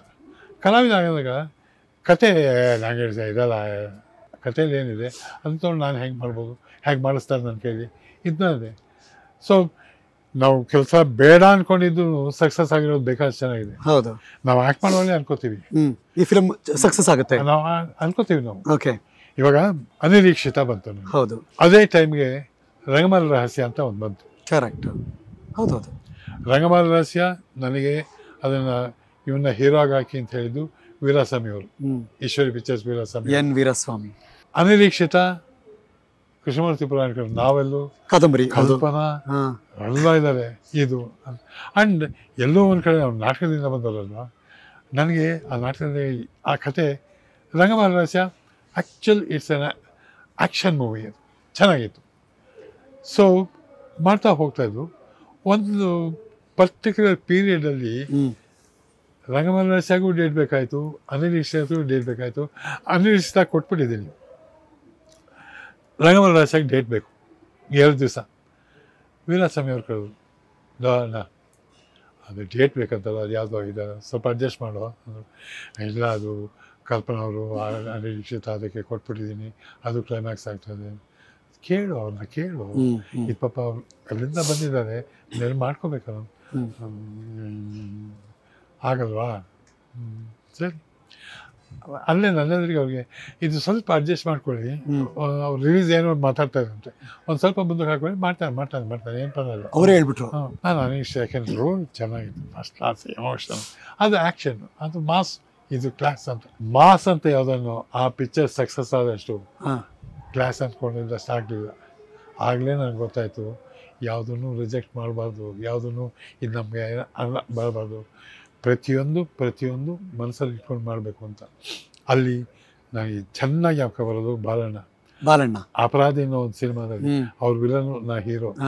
ಅದೊಂದು ಸೆಟ್ ಹಾಕಿದ್ರು ಚಾಮುಂಡೇಶ್ವರಿ ಸ್ಟುಡಿಯೋಲಿ, ಒಂಥರ ಈ ಲೈಟ್ ಹೌಸ್ ಥರ ಹಾಕಿಬೇಕು. ಸೊ ಅಟಿಸ್ಕೊಂಡು ಹೋಗ್ತೀನಿ, ಓಡ್ತಾ ಇದು ಮಾಡ್ಕೊಂಡು ಹಾಕೋಬೇಕು ಅಂತ. ಸೆಟ್ಟಲ್ಲಿ ನಾವು ಹಾಕೋದು ಇಷ್ಟೇ ತಾನೆ, ಈ ಕ್ಯಾಮ್ರಾ ಈ ಥರ ಬಂದಾಗ 2ನೇ ಫ್ಲೋರು, ಆ ಕ್ಯಾಮ್ರಾ ಅಲ್ಲಿ ಹೋದಾಗ 3ನೇ ಫ್ಲೋರು, ಕರೆಕ್ಟ್ ಈ ಥರ. ಸೊ ಇವ್ರು ಹಿಂಗೆ ಹೋಗ್ತಾನೆ, ಅಲ್ಲಿಂದ ನಾವು ಹೋಗ್ತೀವಿ ಬರಬೇಕು. ಶಾರ್ಟ್ ಒಂದು ಬಾಲನ ಹಿಂಗೆ ಓಡೋದ್ರು, ಆಮೇಲೆ ಅಲ್ಲಿ ನಿಂತ್ಕೊಂಡು ನೋಡ್ತಾಯಿದ್ರು. ನಾನು ಎಂಟ್ರಾದೆ, ನಾವೊಂದು ಕರೆಕ್ಟ್ ಆದರೂ ಕ್ಯಾಮ್ರಾ ಬದಲಾಯಿಸ್ಬೇಕಲ್ಲ. ಬಾಲಣ್ಣ ಇದ್ದರು, ಅಷ್ಟೊತ್ತಿಗೆ ಪರಿಚಯ ಆಯಿತು. ಆಮೇಲೆ ಬರೋಣ ಅಂದೆ. ಆಮೇಲೆ ಬರೋಣ, ಏನಾಯಿತು ಅಂದೆ. ಅಯ್ಯೋ, ಏನು ಬಾಲಣ್ಣ?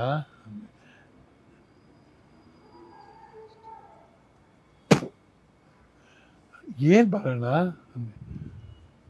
ಏನು ಮಾಡಿದೆ ಇವಾಗ ನೀನು? ಏನು ಮಾಡಿದೆ ಇವಾಗ ಶಾರ್ಟ್ಲಿ? ಹಾಂ, ನೀವು ಓಡೋದ್ರಿ, ನಾನು ಓಡ್ ಬಂದೆ, ಅಷ್ಟೇನಾ ಹೀರೋ? ಅಷ್ಟೇನಾ? ನಾ ಹೋದ್ಮೇಲೆ ನೀ ಬಂದ ತಕ್ಷಣ ಅಲ್ಲಿ ಇಲ್ಲಿ ಸ್ವಲ್ಪ ನೋಡ್ಬೇಕಾಗಿತ್ತ ಇಲ್ವೋ? ಸುಮ್ಮನೆ ಹೀರೋ ಅಲ್ಲಿ ಹೋಗಿದ್ದೀನಿ ನಂಗೆ ಗೊತ್ತು, ನೀನು ನೋಡಿದೆಯಲ್ಲ ನಾನು ಹೋಗಿರೋದು, ಅದಕ್ಕೆ ನಾನು ಹಿಂದೆ ಬಂದ್ಬಿಡೋದಾ? ಒಂದು ನಿಮಿಷ ವಯರ್ ಸ್ವಾಮಿ ಅಪ್ಪ ಅಪ್ಪ ಅಪ್ಪ ಅಂದೆ. ಏನು ಅದು? ಇನ್ನೊಂದು ಟೇಕ್ ತೊಗೊಂಬಿಡಿಯಪ್ಪ, ಇನ್ನೊಂದು ಟೇಕ್ ತೊಗೊಂಡು. ಸರಿಯಾಗಿತ್ತು ಅಂದರು. ಇಲ್ಲ ಒಂದು ಟೇಕ್ ತೊಗೊಂಬಿಡಿಯಪ್ಪ ಪ್ಲೀಸ್ ಅಂದೆ. ಮಧು ಕ್ಯಾಮ್ರಾ ಅವ್ರು ಅಲ್ಲಿ ವಾಪಸ್ ತರಿಸಿದ್ರು. ಅವ್ರು ನೋಡಿದ್ದಾರೆ ಬಾಲಣ್ಣ ಅಂದಿದ್ದು ತಿರ್ಗಾ ಲಿಟ್ರಲಿ ಉಗಿದಿದ್ದ, ಅದು ಬೈದಿದ್ದದು. ಬ್ಯಾಂಕ್ ತಿರ್ಗಾ ಅವ್ರು ಓಡಿದ್ರು ಬಾಲಣ್ಣ. ನೆಕ್ಸ್ಟ್ ನಾವು ಹೋದೆ. ಶಾರ್ಟ್ ಕಟ್ ಅಂತ ಹೇಳ್ಬಿಟ್ಟು ಹೀಗೆ ಮಾಡೋ ಮುಂದಿದೆ, ಬದುಕಬೇಕು, ಸುಮ್ಮನೆ ಹೀರೋ ಅಂತ ಬರಬೇಡ್ವೋ ಅಂದರು. ಅಷ್ಟೇ ಇಟ್ಕೊಳ್ಳಿ. ಈ ಥರ ಎಲ್ಲ ಹೇಳ್ಕೊಟ್ಟಿರೋದು. ಅಲ್ಲಿಗೆ ಏನು ಮಾಡಬೇಕು ಒಬ್ಬ ಆರ್ಟಿಸ್ಟ್ ಅಂದವರು ನಾವು ಅಂದ್ಕೊಳ್ಳೇಬೇಕು. ಯಾಕೆಂದರೆ ನಮಗೆ ಲೈಟ್ ಬಾಯೋ ಅಥವಾ ಕಾಫಿ ಕೊಡೋಕೆ ಬರೋ ಸ್ಪಾಟ್ ಬಾಯೋ ಅವ್ರು ಹಂಗೆ ನೋಡ್ತಾ ಇದ್ದಾಗ ಅವ್ರು ಒಂಚೂರು ಏನಾದ್ರು ಐಡಿಯಾ ಕೊಟ್ಟರೆ ತೊಗೊಳ್ಳೇಬೇಕು ನಾವು. ನನ್ನ ಮಗ ಏನು ಹೇಳೋದು. ಬಟ್ ಅವಾಗೆಲ್ಲ ಒಂದು ಸಿನಿಮಾ ಬಂತು, ಸಕ್ಸಸ್ ಆಯಿತು, ಬ್ಯಾಕ್ ಟು ಬ್ಯಾಕ್ ಸಕ್ಸಸ್ ಆಗುತ್ತೆ. ಅವಾಗೆಲ್ಲ ನಮಗೆ ರೆಮ್ಯುನರೇಷನ್, ದುಡ್ಡು ವಿಚಾರ, ಅದು ಜಾಸ್ತಿ ಕೊಡಿ ಅಂತ ಕೇಳೋದು, ಅಥವಾ ಆ ಥರದ ಪ್ರತೀತಿ ಇತ್ತ, ಅಥವಾ ಕೇಳಿದಷ್ಟೇ ಇಸ್ಕೊಳ್ಳೋದಿತ್ತ, ಹೆಂಗಿತ್ತು ಸರ್? ಅಲ್ಲಿ ಸ್ವಲ್ಪ ಜಾಸ್ತಿನೂ ಕೊಡಬೇಕು ಅಂತ ಪ್ರೊಡ್ಯೂಸರ್ಗಳು ಅನ್ನಿಸ್ತಿತ್ತು, ಜಾಸ್ತಿ ಇಸ್ಕೋಬೋದು ಅಂತ ನಮಗೂ ಅನ್ನಿಸ್ತಿತ್ತು. ಜಾಸ್ತಿ ಕೊಡದೇ ಹೋದ್ರು ನಾವು ಮಾಡ್ತಿದ್ವಿ. ಡಿಮ್ಯಾಂಡ್ ಇರಲಿಲ್ಲ. ಯಾಕೆಂದ್ರೆ ಅವಾಗ ವರ್ಷಕ್ಕೆ 35-40 ಸಿನಿಮಾ ಆಗೋದು. ಹೌದು ಅಲ್ವಾ? ಇವಾಗ 120-150 ಸಿನಿಮಾ ಆಗುತ್ತೆ, 200 ಹೋಗ್ಬಿಡುತ್ತೆ ಒಂದೊಂದ್ಸರಿ. ಸೊ 40-45 ಸಿನಿಮಾ ನಮ್ಮ ಪಾಲ್ಗೆ ಎಷ್ಟು ಬರುತ್ತೆ ಅಷ್ಟು ಹೋಗ್ಬೇಕು. ನಾವು ಅಕಸ್ಮಾತ್ ಜಾಸ್ತಿ ಡಿಮ್ಯಾಂಡ್ ಮಾಡಿದಾಗ ನಾವು ಪಿಕ್ಚರ್ ಹೋಗ್ಬೋದು. ನಿಮ್ಮ ಮೊದಲ ಸಿನಿಮಾದ ಅಭಿನಯಕ್ಕೆ ನೀವು ತೆಗೆದುಕೊಂಡಂತ ಸಂಭಾವನೆ? ಮೊದಲ ಮೇಲಿನಾಗೆ ನನಗೆ ಬಂದಿದ್ದು 108 ರೂಪಾಯಿ ನಮ್ಮಪ್ಪ ಕೊಟ್ಟಿದ್ದೆ. ನಿಮ್ಮಪ್ಪ ಕೊಟ್ಟಿದ್ದ? ಯಾಕೆಂದ್ರೆ ಅದಕ್ಕೆ ನಮ್ಮಪ್ಪನ ಸ್ನೇಹಿತರೊಬ್ಬರು ಶಂಕರ ನಾರಾಯಣ ಭಟ್ ಅಂತ ಲಾಯರ್ ಇದ್ರು, ಅವರು ಪಾರ್ಟ್ನರ್ ಆಗಿ ಬಂದರು. ಯಾಕೆ ಬಂದರು?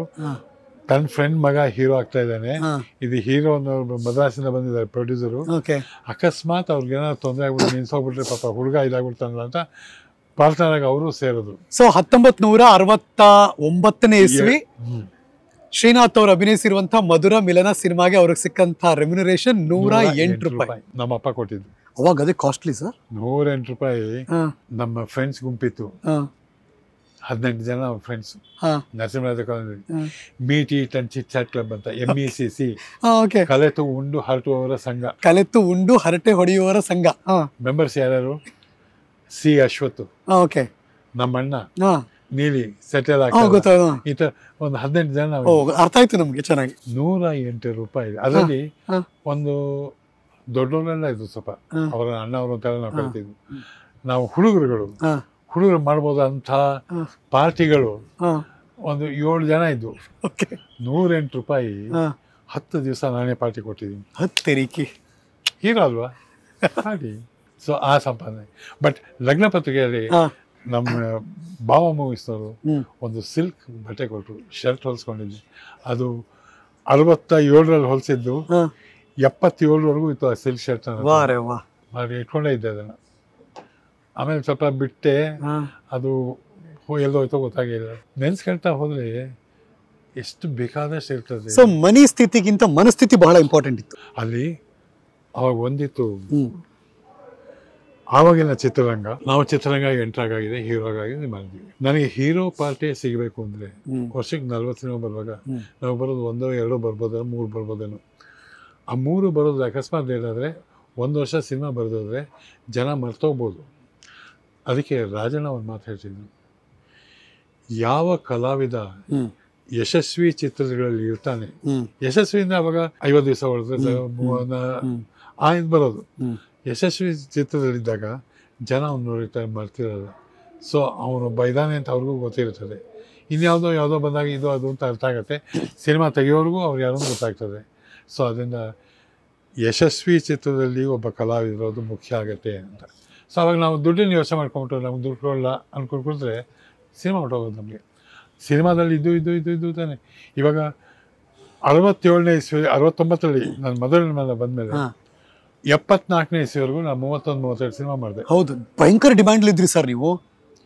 ಬ್ಯಾಕ್ ಟು ಬ್ಯಾಕ್ ಸಿನಿಮಾಗಳಿತ್ತು, ಯಶಸ್ವಿ ಸಿನಿಮಾಗಳಿತ್ತು.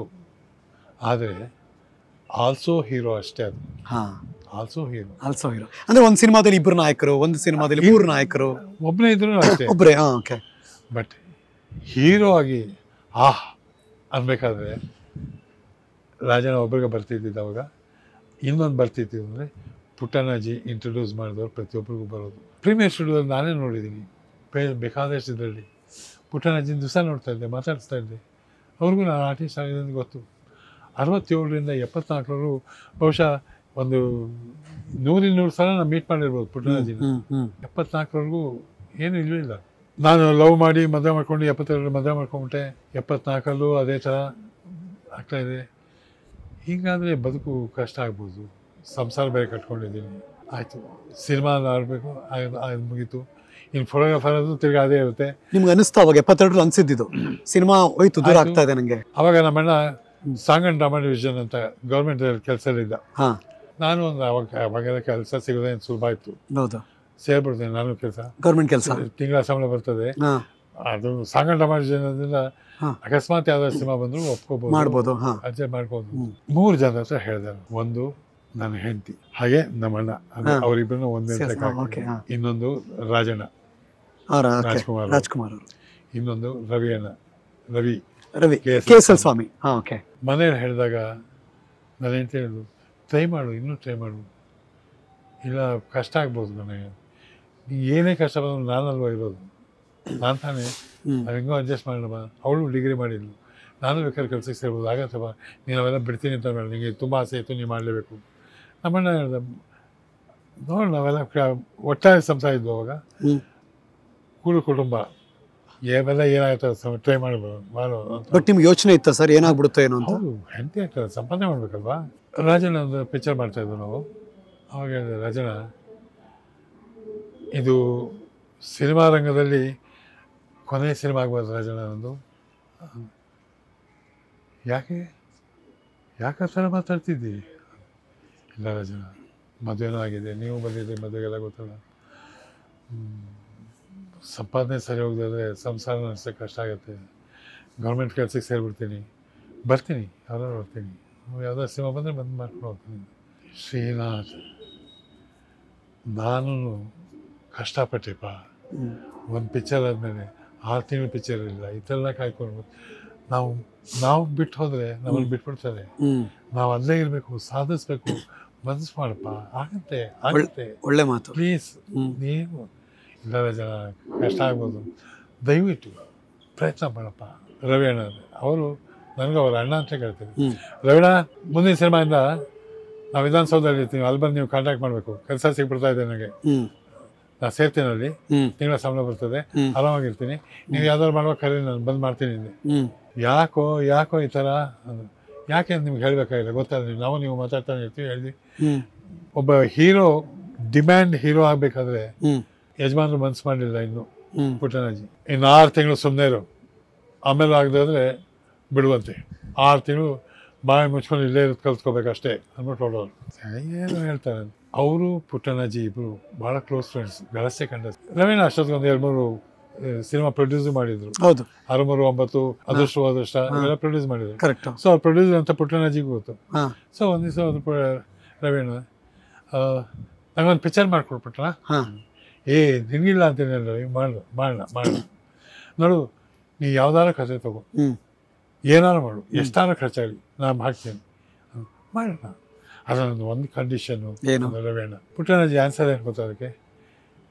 ನೀನು ನನ್ನ ಕ್ಲೋಸ್ ಫ್ರೆಂಡ್ ಕಣೋ ರವಿ, ನನಗೆ ಕಂಡೀಷನ್ ಹಾಕಿದ್ರೆ ನಾ ಪಿಕ್ಚರ್ಗಳು ಮಾಡಲ್ಲ ಅಂತ ನಿಂಗೆ ಗೊತ್ತಲ್ವಾ ಅಂದರು. ನನಗೆ ಗೊತ್ತು, ಆದರೆ ಇದೊಂದೇ ಒಂದು ಕಂಡೀಷನ್ ನೀ ಕೇಳಬೇಕು. ಏನಪ್ಪ? ಶ್ರೀನಾಥನ್ ನೀ ಹೀರೋಗೆ ಹಾಕೋಬೇಕು ಅಷ್ಟೇ, ಹೊರಟೋದಂತೆ. ಆಮೇಲೆ ಇವರು ಹಿಂದೆ ಹೊರಡ್ತಾನೆ. ಆವಾಗ ಪುಟ್ಟಣ್ಣಾಜಿ ಒಂದು ಹೇಳಿದೆ, ಅವನು ಈಗಾಗಲೇ ಬಂದ್ಬಿಟ್ಟಿದ್ದಾನೆ, 30 ಸಿನಿಮಾ ಮಾಡಿದ್ದಾನೆ, ಅವನು ಸಿನಿಮಾ ಆ್ಯಕ್ಟಿಂಗಿಗೆ ಒಂದು ಥರದಲ್ಲಿ ಅಡ್ಜಸ್ಟ್ ಆಗೋಗಿರ್ತಾನೆ. ನಾಳೆ ನಾನು ಅವನು ಒಂದು ಸಿನಿಮಾ ತೊಗೊಂಡು ನನಗೆ ಬೇಕಾದಂಗೆ ಅವ್ನು ಮಾಡದೆ ಹೋದರೆ ನನಗೆ ಬೇಜಾರಾಗಿ ನಾ ಪಿಕ್ಚರ್ ನಿಲ್ಲಿಸ್ಬಿಟ್ರೆ, ಪಿಕ್ಚರ್ ಪ್ರೊಡ್ಯೂಸ್ ಮಾಡ್ಕೋದು ನಿನಗೂ ಕೆಟ್ಟ ಹೆಸರು, ನಿನಗೂ ಲಾಸು. ಪಿಕ್ಚರ್ ಹೀರೋ ಹಾಕೊಂಡು ಮಾಡ್ಕೋದು ಅವನಿಗೂ ಕೆಟ್ಟ ಹೆಸರು, ಅವನು ಹೋದ. ಡೈರೆಕ್ಟರ್ ಪಿಕ್ಚರ್ ನಿಂತು ನನಗೂ ಕೆಟ್ಟ ಹೆಸರು, ಬೇಡ.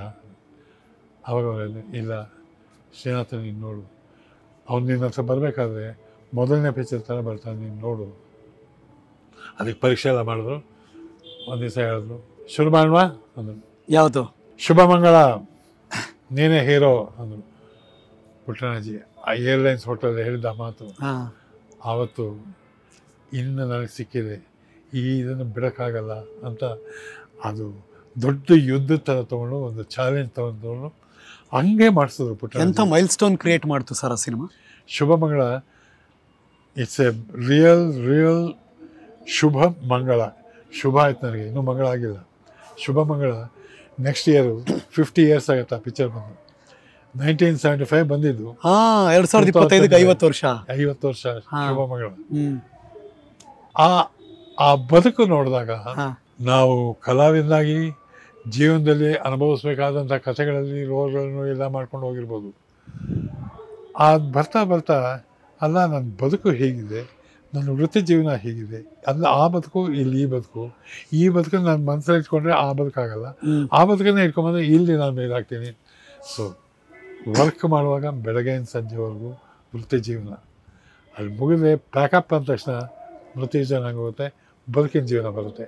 ಇಲ್ಲಿ ನಾನು ಹೇಗಿದ್ದು ಅವಾಗ ಆರ್ಟಿಸ್ಟ್ ಅಲ್ಲ, ನಾನೆಲ್ಲ ಹೀರೋ ಅಲ್ಲ, ಮಣ್ಣಲ್ಲ ಮಸ, ನಾನು ಶ್ರೀನಾಥ, ನಾನು ನಾರಾಯಣ ಸ್ವಾಮಿ ಆಗ್ಬೋದು, ನಾನು ಹಾಗೆ ಇರ್ತಾಯಿದ್ದೆ. ಈಗ ನಿಮಗೆ ಅವಾಗಿದ್ದ ಇವತ್ತಿನ ತನಕ ಈ ಪ್ರಣಯ ಅಂತ ಒಂದು ಸೇರ್ಕೊಂಡ್ಬಿಡ್ತಲ್ಲ ಸರ್, ಅದಕ್ಕೆ ನೀವು ಕಿಂಗ್ ಅಂದ್ರೆ ರೊಮ್ಯಾನ್ಸ್ ಕಿಂಗ್, ಪ್ರಣಯ ರಾಜ ಅಂತ.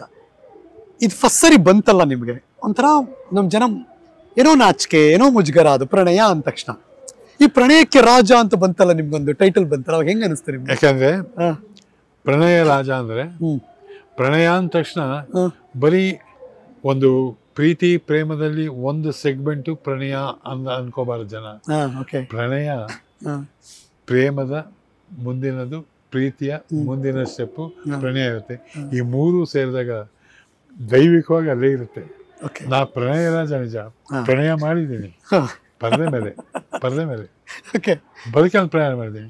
ಮೊನ್ನೆ ಈ ಒಂದು ಲಕ್ಷ್ಮಿ, ಯಾವುದೋ ಒಂದು ಆರ್ಟಿಸ್ಟ್ ಲಕ್ಷ್ಮಿ ಅವ್ರು ಯಾವುದೋ ಒಂದು ಫಂಕ್ಷನ್ ಅವೆಲ್ಲ ಜೂಲಿ ಲಕ್ಷ್ಮಿ ಅಮ್ಮ ಅಲ್ಲೆಲ್ಲ ಮಾತಾಡ್ತಾಗ ಅವ್ರ್ಯಾರು ನಮ್ಮ ಪ್ರಣಯ ಶ್ರೀನಾಥ್ ನಿಮ್ಗೇನು ಅನ್ಸುತ್ತೆ ಅಂತ.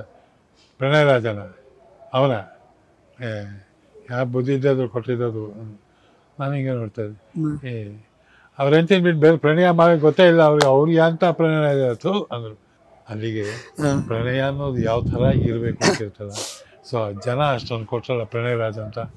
ಇವತ್ತು ನನ್ನ ಹೆಸರು ಜೊತೆ ನಾರಾಯಣ ಸ್ವಾಮಿ ಹೊರಟೋಯ್ತು, ಹೌದು, ಶ್ರೀನಾಥ್ ಅದೇ, ಪ್ರಣಯ ರಾಜ ಶ್ರೀನಾಥ್ ಅದೇ. ಇವಾಗ ಬರೀ ಶ್ರೀನಾಥ್ ಅಂದಾಗ ಯಾರು ಕೇಳಿದ್ರೆ ಪ್ರಣಯ ರಾಜ ಶ್ರೀನಾಥ್ ಅಂತಾರೆ. ಆಯ್ತು ಕರೀರಪ್ಪ. ಅದು ಯಾವಾಗ ಕೊಟ್ಟಿದ್ದು? ಯಾವ ಸಿನಿಮಾಗೋಸ್ಕರ ಎಕ್ಸಾಕ್ಟ್ಲಿ ಕೊಟ್ಟಿದ್ದು? ಶುಭ ಮಂಗಳ ಆಯ್ತು, ಆಮೇಲೆ ಶ್ರೀಧರ್ ಅವ್ರದ್ದು ನಿನಗಾಗಿ ನಾನು ಆಯ್ತು. ಹೌದು, ಈ ಬೆಸ್ಸಿಗೆ ಬಂದ ಟೈಮಲ್ಲಿ ಅಲ್ಲಿ ಹಾಕಿದ್ರು. ಬೆಸ್ಸಿಗೆ ಅಲ್ಲಿ ಅದು ಕೊಟ್ಟಿದ್ದು ಅದಂಗೆ ನನಗೆ ಆಶ್ಚರ್ಯ ಆಗಿತ್ತು. ಈ ಬೆಸ್ಸಿಗೆ ರಿಲೀಸಲ್ಲಿ ಇದೆಲ್ಲ ಕಟ್ಟಲ್ಲ, ಕಟ್ಔಟ್ ಎಲ್ಲ ಕಟ್ಟಲ್ಲ. ಅದ್ರ ಪ್ರಣಯ ರಾಜ ಶ್ರೀನಾಥ್ ಅವರು ಅಂತ ಹಾಕ್ಬಿಟ್ಟಿದ್ರು. ಯಾರು ಕೊಟ್ಟಿದ್ದು ಸರ್ ಅದು? ಫ್ಯಾನ್ಸ್, ಅಭಿಮಾನಿಗಳು ಕೊಟ್ಟಿದ್ದು. ಆಮೇಲೆ ಅವರೇ ಮನೆಗೆ ಬಂದು, ಸರ್ ನಾವೇ ಹಾಕಿರೋದು ಅದು, ನೀವೇ ಸರ್ ಅಂತ ಅದಕ್ಕೊಂದು ಫಂಕ್ಷನ್ ಅಂತ ಒಂದು ಮಾಡಿ, ಅಲ್ಲಿ ಆ ಫಂಕ್ಷನ್ ಅವರು ಪ್ರಣಯ ರಾಜ ಅಂತ ಹೇಳಿದ್ರು. ಅವಾಗೇನೋ ಫಂಕ್ಷನ್ ದೊಡ್ಡದಾಗಿ ಏನೋ ಕೊಟ್ಬಿಡ್ತಾರೆ ಅಂತ ಒಂದು ಹೇಳೋದು ಒಂದು ಇದರಲ್ಲಿ ಅದು ಹಂಗೆ ಆಗೋಯ್ತು. ಗೀತಮ್ಮನ ರಿಯಾಕ್ಷನ್ ಏನಿತ್ತು ಅದಕ್ಕೆ? She said yes. ಜನಕ್ಕೆ ಇಷ್ಟಪಡ್ತಾರಲ್ಲ ಅವರು. ಯಾರು ಕೇಳಿದ್ರು, ನಿಮ್ಗೆ ಅದು ಶ್ರೀನಾಥ್ ಅವ್ರದ್ದು ಆ ಪ್ರೇಮದ ದೃಷ್ಟಿಗಳು ನಿಮ್ಗೇನು ಅನ್ಸಲ್ವ ಅಂತ. ಅಯ್ಯ ಅವ್ನಿಗೆ ಯಾಕೆ ಆ ಹೆಸರು ಬಂದು ಕೇಳಿದ ಅಂತ. ಏನು, ನಾನು ಶೂಟಿಂಗಲ್ಲಿ ಕೆಲವಾರು ಶೂಟಿಂಗಲ್ಲಿ ನಾನು ಲವ್ ಸೀನ್ ಆಗ ಗೀತಾ ಬಂದು ಕೂತಿದ್ದೆ. ಅವ್ರು ಕೂತಿರ್ತಾರೆ, ನಮ್ಗೆ ಹೀರೋಯಿನ್ಸ್ಗೂ ಏನೋ ಅವ್ಳು ಇದಾರೆ ಅಂತ ಏನು ಅನ್ನಿಸ್ತಾ ಇಲ್ಲ. ಅಂದ್ರೆ ಯಾವುದೇ ಸೀನ್ ಆಗಿರ್ಲಿ, ಅದು ಪ್ರಣಯದ ಸೀನ್ ಆಗಿರ್ಲಿ, ಲವ್ ಸೀನ್ ಆಗಲಿ, ಯಾವುದೇ ಬಂದಾಗ ಹೀರೋಯಿನ್ನು ಅಷ್ಟೇ, ಅವ್ರಿಗೆಲ್ಲ ನನ್ನ ಹೆಂಡತಿ ಗೊತ್ತಿಲ್ಲ. ಸೊ ನಾವು ಆ್ಯಕ್ಟ್ ಮಾಡ್ಬೋದು, ಒಂದು ಪಿಕ್ಚರ್ ಆ್ಯಕ್ಟ್ ಮಾಡ್ಬಿಟ್ಟು ಹಿಂಗೆ ಬಂದೆ, ಹೆಂಗಿತ್ತು ಅಂದೆ. ಯಾಕೆ ಅಂದೆ, ನ್ಯಾಚುರಲ್ ಆಗಿರಲಿಲ್ಲ, ಸ್ವಲ್ಪ ನ್ಯಾಚುರಲ್ ಆಗಿ ಮಾಡೋದು. ಸರಿಯಾಗಿಲ್ಲ, ನಿಜವಾಗಿ ಸರಿಯಾಗಿಲ್ಲ ಅದು. ಇಲ್ಲ ನ್ಯಾಚುರಲ್ ಆಗಿ ಮಾಡೋದು ಸ್ವಲ್ಪ. ಸರ್ 1 more ಬೇಕು ಸರ್ ಅಂದೆ. ಲವ್ ಎಷ್ಟು ಚೆನ್ನಾಗಿ ಮಾಡಿದ್ವಿ ಸರ್, ನಾವು 1 more ಇಲ್ಲ ಸರ್. 1 more ತೊಗೊಂಡು ಮಾಡಿದೆ. ಇವಾಗ ಈಗ ಸರಿಯಾಗಿದೆ. ಸೊ ಲವ್ ಸೀನ್ ಹೇಗಿರಬೇಕು ಅಂತ ಹೇಳಿದವಳು ಅವಳು. ಸೊ ಅವ್ಳಿಗೇನು ಬೇಜಾರಿಲ್ಲ, ಆರಾಮಾಗಿ ಎಲ್ಲ ಹೀರೋಯಿನ್ಗಳು ಒಟ್ಟಾಗಿ ನಾವು ಫ್ಯಾಮಿಲಿ ಥರ ಇದ್ವು. ಅವ್ಳಿಗೇನು ಅನ್ನಿಸ್ತಾ ಇರಲಿಲ್ಲ. She was one amongst the heroines, ಮಾತಾಡ್ಕೊಂಡು ಖುಷಿಯಾಗಿರೋಳು. ಸರ್, ಕನ್ನಡ ಸಿನಿಮಾ ಜಗತ್ತಿನ ಒಂದಷ್ಟು ಜನ ನಾಯಕರಿಗೆ ಸ್ಪೆಷಲಿ ಆನ್ ಸ್ಕ್ರೀನ್ ಕಪಲ್ ಅಂತ ಎಲ್ಲರೂ ಕೂಡ ಗುರುತಿಸ್ತಾ ಇದ್ವಿ. ಅದು ಅಣ್ಣವ್ರಿಗೂ ಇತ್ತು, ಅನಂತ್ನಾಗ್ ಅವ್ರಿಗೂ ಇತ್ತು, ನಿಮಗೂ ಇತ್ತು, ಎಲ್ಲರಿಗೂ ಇತ್ತು. I just want to ask you, ಈ ಬೆಳ್ಳಿ ಪರದೆ ಆನ್ ಸ್ಕ್ರೀನ್ನ ಜೋಡಿಗಳು ಹೇಗೆ ಆಗೋಗ್ತಾರೆ ಅಂತ. ಈಗ ಎಕ್ಸಾಂಪಲ್ ಮಂಜುಳಮ್ಮ ಮತ್ತು ನೀವು ಲೈಫಲ್ಲಿ ಜನ ಸಿನಿಮಾ ಇರೋ ತನಕ ಮರೆಯೋಕ್ಕಾಗಲ್ಲ ಸರ್ ನಿಮ್ಮ ಜೋಡಿನ. ಹೆಂಗಿತ್ತು ಸರ್ ನಿಮ್ಮ ಕಾಂಬಿನೇಷನ್? ವೈ, ಯಾಕೆ ಅದು ಫೇಮಸ್ ಆಯಿತು? ಯಾಕೆಂದ್ರೆ ಒಂದು ಮದುವೆ ಆದರೆ ಆ ಗಂಡ ಹೆಂಡ್ತಿರು ನಿಮ್ಮ ಸಿನಿಮಾ ನೋಡಬೇಕು ಅಂತ ಬಯಸ್ತಿದ್ರು ಆಗೆಲ್ಲ ಮದುವೆ ಆದವರು. ಈಗ ನಾವು ಈ ಮಾತೆಲ್ಲ ಶುರು ಮಾಡುವಾಗ ಒಂದು ಮಾತು ಹೇಳಿದೆ, ಯಾತಕ್ಕೆ ಒಂದು ಪೇರ್ನ ಅವ್ರಿಗೆ ಇಷ್ಟಪಡ್ತಾರೆ ಅಂದರೆ, ತನ್ನ ಮನಸ್ಸಲ್ಲಿ ಏನೋ ಒಂದು ಆಸೆ ಆಕಾಂಕ್ಷೆ ಕನಸು ಕಟ್ಕೊಂಡವನು ದುಡ್ಡು ಕೊಟ್ಟು ಥಿಯೇಟರ್ ಒಳಗೆ ಬಂದು ಲೈಟ್ ಹಾಸಿದ ಮೇಲೆ ಆ ಕತ್ತಲ್ಲಿ ಕೂತ್ಕೊಂಡು ನಮ್ಮನ್ನು ನೋಡ್ತಾನಲ್ಲ, ಆ ನಮ್ಮನ್ನು ನೋಡ್ತಾ ಇದ್ದಾಗ ನಮ್ಮನ್ನೇ ನಮ್ಮನ್ನೇ ಶ್ರೀನಾಥ್ ಅಂತ ಬೇರೆ ಆಟ ಅನ್ಕೊಳ್ಳಲ್ಲ, ಅಲ್ಲಿ ಅವ್ರನ್ನ ಕಲ್ಪಿಸ್ಕೋತಾರಲ್ಲ, ಆ ಕಲ್ಪಿಸ್ಕೊಂಡು ಅವ್ರು ಮಾಡ್ತಾ ಇರ್ತಾರಲ್ಲ, ಅದೇ ಆ ಕನಸೇನೆ ಪೇರ್ ಅಂತ ಬರೋದು. ಅಲ್ಲಿ ಸಿನಿಮಾ ಜೋಡಿ ಅತ್ಯುತ್ತಮ ಜೋಡಿ ಅಂತ ತಕ್ಷಣ ಜೀವನದಲ್ಲಿ ಜೋಡಿ ಆಗಬೇಕು ಅಂತ ಖಂಡಿತ ಅಲ್ಲ. ಅದು ಬೇರೆ, ಇದು ಬೇರೆ. ಅದು ವೃತ್ತಿ ಜೀವನ, ಇದು ಜೀವನ ಬದುಕು. ಕರೆಕ್ಟ್. ಸೊ ಅಲ್ಲಿ ನಮ್ಮ ಸಂಸಾರ ನಾವು ಇದ್ದವರು ಅವರು ಅಲ್ಲಿ ಹಿಂಗಿತ್ತಲ್ಲ, ಇಲ್ಲಿ ಹಿಂಗಿತ್ತಲ್ಲ, ಯಾರಿಗೂ ಇಲ್ಲ. ತುಂಬಾ ಜನ ಕಮೆಂಟ್ ಮಾಡಿದ್ದಿದ್ದಲ್ಲ, ಗಂಡ ಹೆಂಡ್ತಿರಿದ್ರೆ ನಿಮ್ಮ ಥರ ಇರಬೇಕು, ಪ್ರೀತಿ ಮಾಡೋರಿದ್ರೆ ನಿಮ್ಮ ಥರ ಇರಬೇಕು. ಬೇಸಿಕಲ್ ನಾ ಹೇಳೋದು, ಆ ಥಿಯೇಟ್ರ್ ಒಳಗೆ ಬಂದವ್ರು ತಾನೆ. ಮತ್ತೆ ಹೇಳ್ತಾ ಇದ್ದಿದ್ದು ಥಿಯೇಟ್ರ್ ಒಳಗೆ ಬಂದವ್ರು ತಾನೆ, ಸಿನಿಮಾ ನೋಡಿದ್ರು ತಾನೆ. ಆ ಸಿನಿಮಾ ನೋಡುವಾಗ ಅವ್ರ ಮನಸ್ಸು ಏನಿತ್ತು ಅದನ್ನು ಒಪ್ಕೊಂಡು ನಾವು ನಿಜ ಜೀವನದಲ್ಲಿ ನಮ್ದು ಆ ಬದುಕನ್ನು ನಾವು ನೋಡ್ತಾ ಇದ್ದಾಗ, ಯಾವುದು ಗಾಸಿಪ್ಗಳಿಗೆ ಸಿಕ್ಕಾಕಿದಾಗ ಆವಾಗ ಅವ್ರಿಗೆ ಅದೇ ಬೇಕಾದ್ರೆ. ನೀವು ಯಾವುದಕ್ಕೂ ಸಿಕ್ಕಾಕೊಂಡೇ ಇಲ್ಲ ಸರ್? ಸಿಕ್ಕಾಕೊಳ್ಳೋದು, ನನಗೆ ಸಂಸಾರ ಇಲ್ವಾ, ನನಗೆ ಎಂತ ಮಕ್ಕಳಿಲ್ವಾ? ಗಾಸಿಪ್ ಇಲ್ಲದೆ ಇರುವಂಥ ನಾಯಕ ಪ್ರಣಯರಾಜ ಶ್ರೀನಾಥ್. ಗಾಸಿಪ್ ಇಲ್ಲದೆ ಇರೋ ಬೇಕಾದಷ್ಟು ಜನ ನಟರುಗಳಿದ್ದಾರೆ. ಓಕೆ, ಆಕ್ಚುಲಾಗಿ ಪ್ರತಿಯೊಬ್ಬರ ಬಗ್ಗೆನೂ ಇದೇಂತಲ್ಲ, ಪ್ರತಿಯೊಬ್ಬರ ಬಗ್ಗೆ ಗಾಸಿಪ್ ಹುಡ್ಸೋಂಥ ಕಾಲವೂ ಶುರು ಆಗಿದೆ ಇವಾಗ. ಹಂಗೆ ಏನಿಲ್ಲದ್ರು ಪಾಪ ಸುಮ್ಮನೆ ಇದ್ರು ಅವ್ನು ಒಂದು ಗಾಸಿಪ್ ಹುಡ್ಸೋದು ಅವ್ರ ಮೇಲೆ. ಇವರು ಮದುವೆ ಆಗ್ತಾರಂತೆ ಅಂತ ಒಂದು ಗಾಸಿಪು, ಇವರು ಮದುವೆ ಬೇರೆ ಹಿಡ್ಕೋತಾರಂತೆ ಅಂತ ಒಂದು, ಇವರು ಡೈವೋರ್ಸ್ ಮಾಡ್ತಾರಂತೆ ಅಂತ ಒಂದು, ಎಲ್ಲ ಗಾಸಿಪ್ಗಳೇ. ಕಲಾವಿದ, ನಾನು ಪರದೆ ಮೇಲೆ ಏನಿರ್ತೀನಿ, ನಾನು ಪರದೆಯ ಮೇಲೆ ಏನಿದ್ದೀನೋ ಬದುಕಲ್ಲಿ ನಾನು ಅದಲ್ಲ. ಪ್ರತಿಯೊಬ್ಬ ಕಲಾವಿದನೂ ಆಗಿರ್ತಾನೆ. ಅದನ್ನು ಜನನು ಈಗ ಅರ್ಥ ಮಾಡ್ಕೋತಾರೆ. ಬಟ್ ಟೈಮ್ ಕಳಿಬೇಕಲ್ಲ, ಅದಕ್ಕೆ ಗಾಸಿಪ್ಗಳು ಮಾಡ್ತಾರೆ. ಆ್ಯಂಡ್ ಈ ಗಾಸಿಪ್ ಬಂದಾಗ ಒಂದೊಂದು ಸಲ ಅನಿಸುತ್ತೆ, ಇಂಥ ಗಾಸಿಪ್ಗಳಿಗೆ ಸಿಗಾಕೊಳ್ಳೋದು ಎಷ್ಟು ಚೆನ್ನಾಗಿರುತ್ತೆ ಅಂದರೆ, ಒಂಥರ ಥ್ರಿಲ್ ಇರುತ್ತೆ ಅಂತ. ನಾವು ಹೊರಗೆ ಹೋದ ತಕ್ಷಣ ಜನ ಹಿಂಗಂತಾರಲ್ಲ, ಅದು ತಗೋಬಾರ್ದು ಅಂತ. ಬಟ್ ಆ ಒಂದು ಕ್ಷಣದ ಥ್ರಿಲ್ಲಿಗೋಸ್ಕರ ಆಸೆ ಪಟ್ಟರೆ ಬದುಕು ಕೇಳಿಸ್ಕೊತೀವಿ. ಯಾವ ಕಲಾವಿದನೂ ಬದುಕು ಕೇಳಿಸ್ಕೊಳ್ಳೋಕ್ಕೆ ಇಷ್ಟಪಡೋದಿಲ್ಲ, ಇಷ್ಟಪಟ್ಟೇ ಇಲ್ಲ. ಸರ್, ನಿಮ್ಮ ವೃತ್ತಿ ಬದುಕಿನಲ್ಲಿ ವೆರಿ ರೇರ್ ಈ ತರ ಒಬ್ಬ ಕಲಾವಿದರನ್ನ ನಾವು ನೋಡೋದು ಅನ್ಸುತ್ತೆ. ಯಾಕೆಂದ್ರೆ ಯಾರು ನಿಮಗೆ ಒಳ್ಳೊಳ್ಳೆ ಅವಕಾಶಗಳನ್ನು ಕೊಟ್ಟು ನಿಮ್ಮ ಸಿನಿಮಾವನ್ನ ಗೆಲ್ಲಿಸಿ ಅಥವಾ ನಿಮಗೊಂದು ದೊಡ್ಡ ಮಟ್ಟದ ಸ್ಟಾರ್ ಪಟ್ಟವನ್ನ ಕೊಟ್ಟರು, ಆ ಒಬ್ಬ ನಿರ್ದೇಶಕ ಕುಗ್ಗಿದಾಗ, ಶಕ್ತಿಹೀನರಾದಾಗ ಅವ್ರಿಗೊಂದು ಚೇತರಿಕೆ ಕೊಡುವಂತ ಒಂದು ಇನಿಷಿಯೇಟ್ ಮಾಡ್ತೀರಾ? ಈ ಒಬ್ಬ ಕಲಾವಿದ ಈ ತರ ಪಾತ್ರವನ್ನ ಮಾಡಿ ಗೆಲ್ಲೋಕ್ ಸಾಧ್ಯ ಅಂತ ಪ್ರೂವ್ ಮಾಡ್ತೀರಾ? ವಂಡರ್. 80ರ ದಶಕದ ಪ್ರಾರಂಭದಲ್ಲಿ ನಡೆದಂಥ ಅದ್ಭುತ ಕನ್ನಡ ಸಿನಿಮಾ ಜಗತ್ತಿನಲ್ಲಿ ಚಿತ್ರದ ಹೆಸರು ಮಾನಸ ಸರೋವರ. ಪುಟ್ಟಣಜಿ, ಅದು ಹೇಗಾಯಿತು, ಏನಾಯಿತು ಬೇಕಾದ ಸಲ ಹೇಳಿದ್ದೀನಿ. ಕರೆಕ್ಟು, ಬೇಕಾದ ಸಲ ಹೇಳಿದ್ದೀನಿ. ಜನಕ್ಕೂ ಎಲ್ಲ ಗೊತ್ತು. ನನಗೆ ನನ್ನ ಗುರುಗಳು ಕಷ್ಟದಲ್ಲಿದ್ದರು ಅಂತ ನಾನು ಮಾಡಿದ್ದಲ್ಲ, ಮಾಡಬೇಕಾದಂಥ ಒಂದು ಒತ್ತಡ ಅಂತಲೂ ಅಲ್ಲ, ಆಸೆ. ನನಗೆ ನನ್ನ ಬೆಳಕಿಗೆ ತಂದರು, ನನ್ನ ನಿಂತ್ಕೊಳ್ಳೋ ಹಾಗೆ ಮಾಡಿದ್ರು ನನ್ನ ಗುರುಗಳು. ಅವ್ರು ಯಾಕೋ ಒಂದು ಸ್ವಲ್ಪ ಡಲ್ ಆಗೋ ಕಾಣಿಸ್ತಾ ಇದೆಯಲ್ಲ, ಡಲ್ ಆಗಬಾರ್ದಲ್ಲ ಅಂದಾಗ ಅದಕ್ಕೆ ಬೇಕಾದಷ್ಟು ಕತೆ ಹೇಗಾಗಾಯ್ತು. ಕರೆಕ್ಟ್. ಆ ಮಾನಸ ಸರೋವರ ಚಿತ್ರ ಇದು ಮಾಡುವಾಗ ಕೊನೆಗೆ ಪ್ರೊಡ್ಯೂಸ್ ಮಾಡ್ತಿದ್ದೀನಿ ನಾನು ಅಂತ ನನ್ನ ವರ್ಗೀಸು ಕಮಲಾಕರ್ ಜೊತೆ ಮಾಡ್ತೀನಿ ಅಂತ ಗೊತ್ತಾದಾಗ ಅವ್ರಿಗೆ ಒಂದೇ ಮಾತು ಹೇಳಿದ್ರು, ಇದುವರೆಗೂ ನೋಡಿರೋ ಶ್ರೀನಾಥನ್ನ ಈ ಪಿಕ್ಚರ್ ನೋಡಲ್ಲ, ಇಲ್ಲಿ ಬೇರೆ ಶ್ರೀನಾಥನ್ನೇ ನಾನು ತೋರಿಸ್ತೀನಿ. ಹಾಗೆ ಇತ್ತು. ಇದು ನನ್ನ ಚಾಲೆಂಜ್ ಅಂದರು. ನನ್ನ ಚಾಲೆಂಜಿಗೆ ಅಂದೆ, ಅದು ಮಾನಸ ಸರೋವರಾಗು ನಾನು ನನ್ನ ಮೊದಲನೇ ಪಿಕ್ಚರಲ್ಲಿ ಹೇಗೆ ಒಪ್ಪಿಸ್ಕೊಂಡಿದ್ದೋ, ಆಮೇಲೆ ಪುಟ್ಟಣಜಿ ಹತ್ರ 30 ಸಿನಿಮಾ ಮೇಲೆ ಹೇಗೆ ಒಪ್ಪಿಸ್ಕೊಂಡು ಮಾನಸ ಸರೋವರೆಗೂ ಅದೇ ಥರ ಒಪ್ಪಿಸ್ಕೊಂಡೆ. ಇನ್ನೂ ಜಾಸ್ತಿ ಭಯ ಭಕ್ತಿಯಿಂದ ಬದಲಾಯಿಸಿದ್ರು. ಸರ್, ಎರಡು ಟರ್ನಿಂಗ್ ಪಾಯಿಂಟ್. ಒಂದು ಪುಟ್ಟಣ್ಣ ಕಣಗಾಲ್ ಅವ್ರದ್ದು, ಇನ್ನೊಂದು let's remember doctor P B Srinivas ಅವರ ಕಮ್ ಬ್ಯಾಕ್ ಹಿನ್ನೆಲೆ ಗಾಯನದಲ್ಲಿ. ಸೊ ಒಂಥರ ದೊಡ್ಡ ಮಟ್ಟದ ಬೆಳವಣಿಗೆ ಅದಿಲ್ಲ ಅಂತಲ್ಲ. ಅಲ್ಲಿ ಪಿ ಬಿ ಶ್ರೀನಿವಾಸ್ ಅವರು ಬೇಕಾದಷ್ಟು ಹಾಡಿದ್ದಾರೆ. ಅವರು ಅಂತ ಗಾನಗಂಧರ್ವರು ಅವರು. ಆದರೆ ಅವರು ಆ ಚಿತ್ರದಿಂದ ವಾಪಸ್ ಬಂದ್ರು ಅಂತಲ್ಲ, ಅವ್ರು ಅಂದ್ರೆ ಹೇಳಿದ್ರು. ಅಣ್ಣವ್ರಾಗ್ಲೇ ಅವರ ಧ್ವನಿಯನ್ನ ಬಂದಾಗಿತ್ತು, ಅದು ದೊಡ್ಡ ಮಟ್ಟದಲ್ಲಿ ಹಿಟ್ ಆಗಿತ್ತು. ಪಿ.ಬಿ. ಶ್ರೀನಿವಾಸ್ ಅವರು ಮತ್ತೆ ಚಿತ್ರ ಜಗತ್ತಿನಲ್ಲಿ ಆ ಹಿಂದೆ ಇತ್ತಲ್ಲ ಆ ವೇಗವನ್ನು ಪಡ್ಕೊಂಡಿರ್ಲಿಲ್ಲ ಸರ್. ಆ ವೇದಾಂತಿ ಹೇಳಿದನು ಅಂತಲ್ಲ, ಅವಾಗಿಂದ ಅದು ಆಯ್ತು. ಅಲ್ಲಿ ಪುಟ್ಟಣ್ಣಾಜಿ ಪಿ.ಬಿ. ಶ್ರೀನಿವಾಸ್ ಅವರ ಬಾಂಧವ್ಯದಲ್ಲಿ ಆ ಹಾಡು ಅವರೇ ಸರಿ ಅಂತ ವಿಜಯ್ ಭಾಸ್ಕರ್ ಪಿ.ಬಿ. ಶ್ರೀನಿವಾಸ್ ಅವರ ಬಾಂಧವ್ಯದಲ್ಲಿ ಅವ್ರು ಕಳಿಸಿದ್ರು. ನೀನೇ ಸಾಕಿದ ಗಣಿ ಅಂತ ಹಾಡನ್ನ ಬಾಲಸುಬ್ರಹ್ಮಣ್ಯ ಕೊಟ್ರು, ವೇದಾಂತಿ ಹೇಳಿದನು ಇವರು ಕೊಟ್ರು ಪಿ.ಬಿ. ಶ್ರೀನಿವಾಸ್. ಕರೆಕ್ಟ್. ಯಾಕೆಂದ್ರೆ ಡೈರೆಕ್ಟರ್ ಆದವ್ರಿಗೆ ಗೊತ್ತಿತ್ತು, ಅವ್ರಿಗೂ ಮ್ಯೂಸಿಕ್ ಡೈರೆಕ್ಟರ್ ಆದವ್ರಿಗೆ ಗೊತ್ತಿತ್ತು. ಇವಾಗ ಬಾಲು ವೇದಾಂತಿ ಹೇಳಿದನು ಹೇಳ್ತಾ ಇರಲಿಲ್ವಾ? ಹೇಳ್ತಾ ಇದ್ದಾರೆ, ಚೆನ್ನಾಗಿ ಹೇಳ್ತಾ ಇದ್ದಾರೆ. ಹಾಗಾದರೆ ಪಿ.ಬಿ. ಶ್ರೀನಿವಾಸ್ ನೀನೇ ಸಾಕಿದಾಗ ಹೇಳ್ತಾ ಇರಲಿಲ್ವಾ? ಹೇಳ್ತಾ ಇದ್ರು ಅವರು. ಅವ್ರದ್ದು ಆ ಥರ, ಇವ್ರದ್ದು ಈ ಥರ ಇತ್ತು. ಯಾವ ಥರ ಯಾವ್ದು ಬೇಕು ಅಂದ್ಕೊಂಡು ಪುಟ್ಟಣ್ಣಾಜಿ ಎಲ್ಲಿ ಒಂದು ಇದು ತೊಗೊಂಡಿದ್ರು, ಬರೀ ಶ್ರೀನಾಥನ್ ಒಬ್ಬನೇ ಅಲ್ಲ, ಇಡೀ ಚಿತ್ರರಂಗದ ಒಂದು ಚರಿತ್ರೆಯನ್ನೇ ಬದಲಾಯಿಸಬೇಕು ಅಂತ ಆ ಥರ ಚಿತ್ರನೂ ಮಾಡ್ಬೋದು ಅಂತ ಮಾಡಿ ತೋರಿಸಿದ್ರು ಮಾನಸರು. ನಮಗೆ ನೀವು ತುಂಬ ಇಷ್ಟ ಆಗಿದ್ದು ವೈಯಕ್ತಿಕವಾಗಿ ನಾನು ನಿಮ್ಮ ಗ್ರಾಫ್ ನೋಡ್ತಿರ್ಬೇಕಾದ್ರೆ ಸರ್, ನಿಮ್ಗೆ ಒಂದಿನ ಅರ್ಥ ಆಗುತ್ತೆ, ಆಯ್ತಪ್ಪ ಇಷ್ಟು ವರ್ಷ ನಾನು ಹೀರೋ ಆಗಿ ಕೆಲಸ ಮಾಡಿದೆ, ಹೀರೋ ಆಗಿ ಮಿಂಚಿದೆ, ಎಲ್ಲ ಆಯಿತು, ನಾವು ನಾನು ಪೋಷಕ ಪಾತ್ರಕ್ಕೆ ಹೋಗಬೇಕು. ಆ ಪೋಷಕ ಪಾತ್ರಕ್ಕೆ ಹೋದಾಗ್ಲೂ ಒಂದು ಡಿಮ್ಯಾಂಡ್ ಇಟ್ಕೋಬೇಕು ಅಂತ ನಿಮ್ಮನ್ನು ನೋಡಿ ಕಲಿಬೇಕು ಸರ್. ಬಿಕಾಸ್ ನೀವು ಆ ಥರ ಬಂದ್ರಿ ಪೋಷಕ ಪಾತ್ರಕ್ಕೆ, ಅದ್ಭುತವಾಗಿ ಬಂದ್ರಿ. ಮತ್ತೆ ಅದ್ರೂ ಡಿಮ್ಯಾಂಡಲ್ಲಿ ಇದ್ರಿ. ಇನ್ನು 2 ಸಿನಿಮಾ ಮಾಡ್ಬಿಟ್ಟಿದ್ರೆ 200 ಸಿನಿಮಾ ಹೀರೋ ಅಂತ ಹೋಗ್ಬೋದಾಗಿತ್ತು. ಹೌದು. ನನಗೆ ಅದೆಲ್ಲ ಮುಖ್ಯ. ನನ್ನ ಬದುಕು, ನನ್ನ ವೈಯಕ್ತಿಕ ಜೀವನ ನನಗೆ ಮುಖ್ಯ. ನಾನು ಸಂತೋಷವಾಗಿರಬೇಕು, ನನ್ನ ಸುತ್ತ ಇರೋರು ಸಂತೋಷವಾಗಿರಬೇಕು.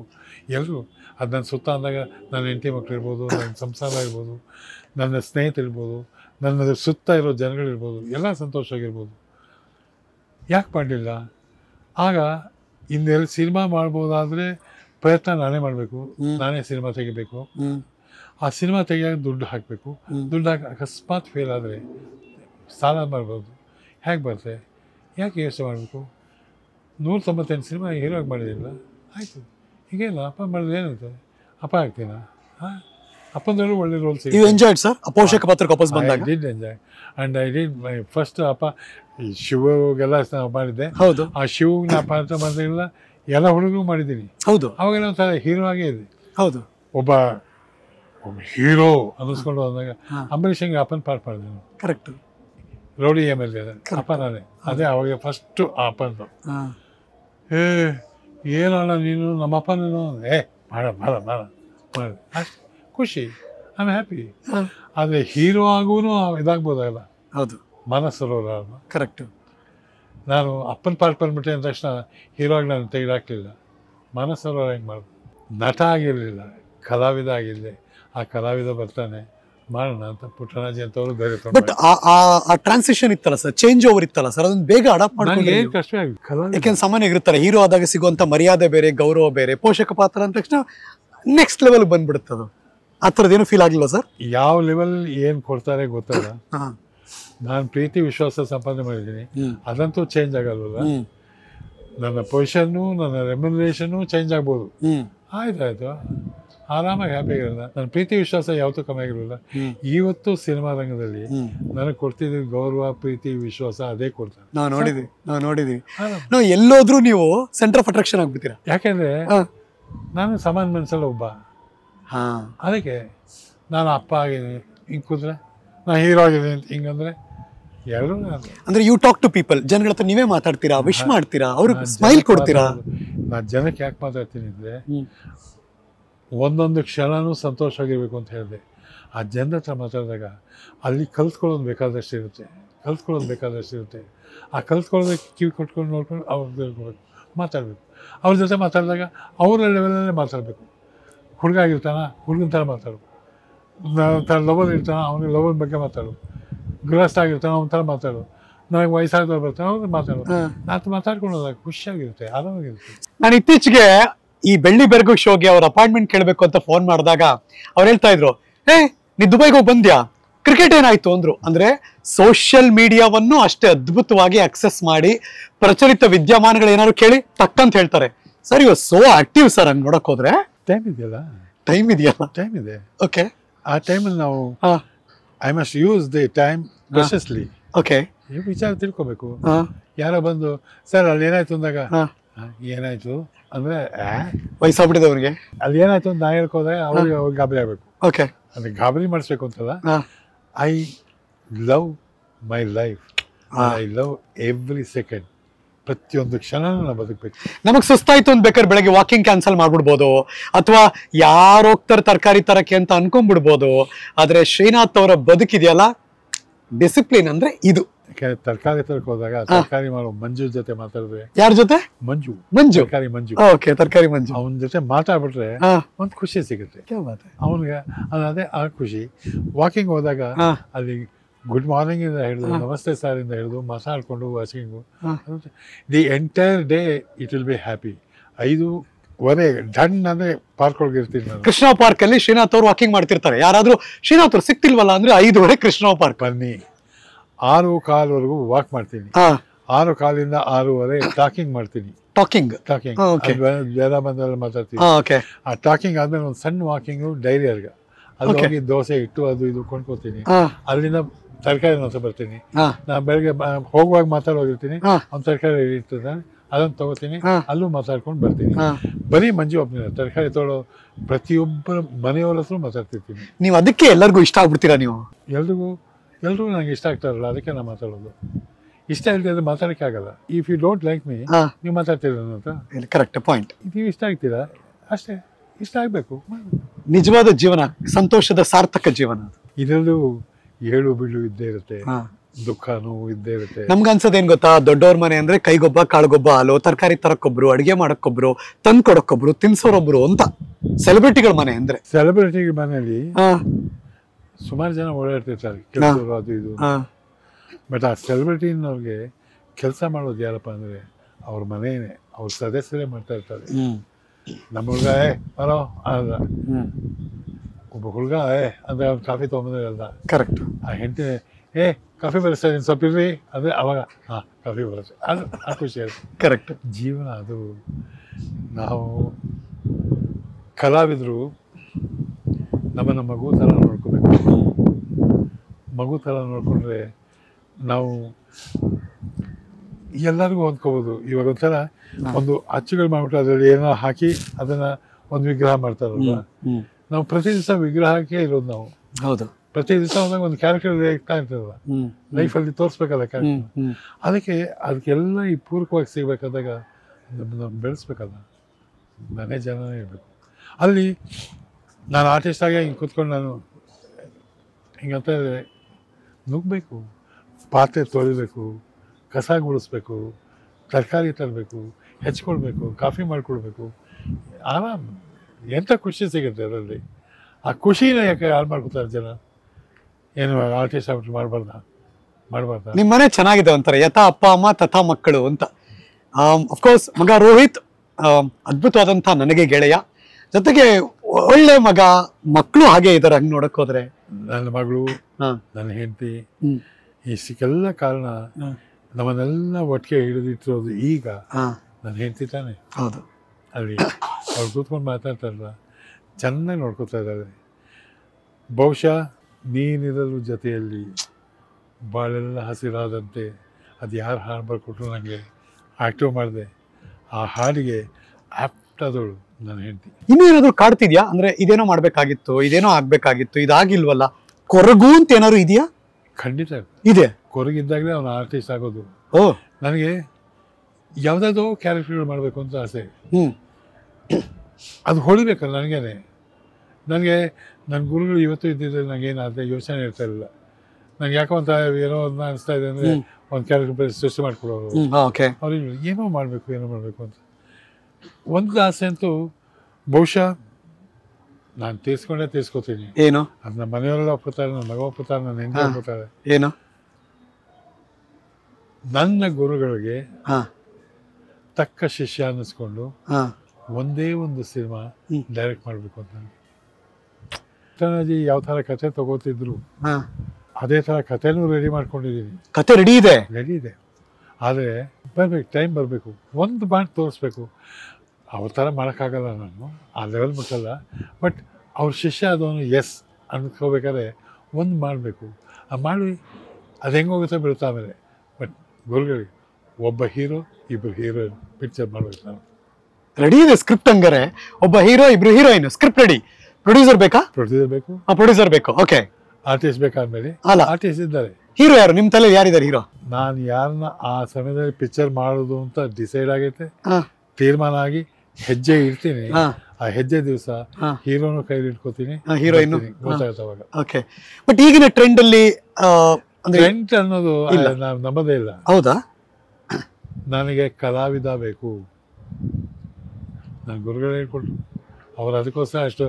ಇವತ್ತು ಪುಟ್ಟರಾಜಿ ಹೆಸರು ಯಾಕಿರುತ್ತೆ, ಇವತ್ತು ಅಂಥ ಡೈರೆಕ್ಟರ್ ಹೆಸರು ಯಾಕಿರ್ತದೆ, ನಮ್ಮ ಎಷ್ಟು ಕನ್ನಡ ಚಿತ್ರದಲ್ಲಿ ಡೈರೆಕ್ಟರ್ಗಳ ಹೆಸರು ಯಾಕಿರುತ್ತೆ ಅಂದರೆ ಅವರು ಆರ್ಟಿಸ್ಟ್ನ ಹುಡುಕ್ತಾಯಿದ್ರು, ಆ್ಯಕ್ಟರ್ನ ಹುಡುಕ್ತಾಯಿದ್ರು. ಈಗಿರೋರೆಲ್ಲ ಇದೆಯಾ? ನಟ ನಟಿಯರಲ್ಲಿ ಕಲಾವಿದರು ಇದ್ದಾರಾ ಅಥವಾ ಹೀರೋ ಹೀರೋಯಿನ್ ಇದ್ದಾರಾ?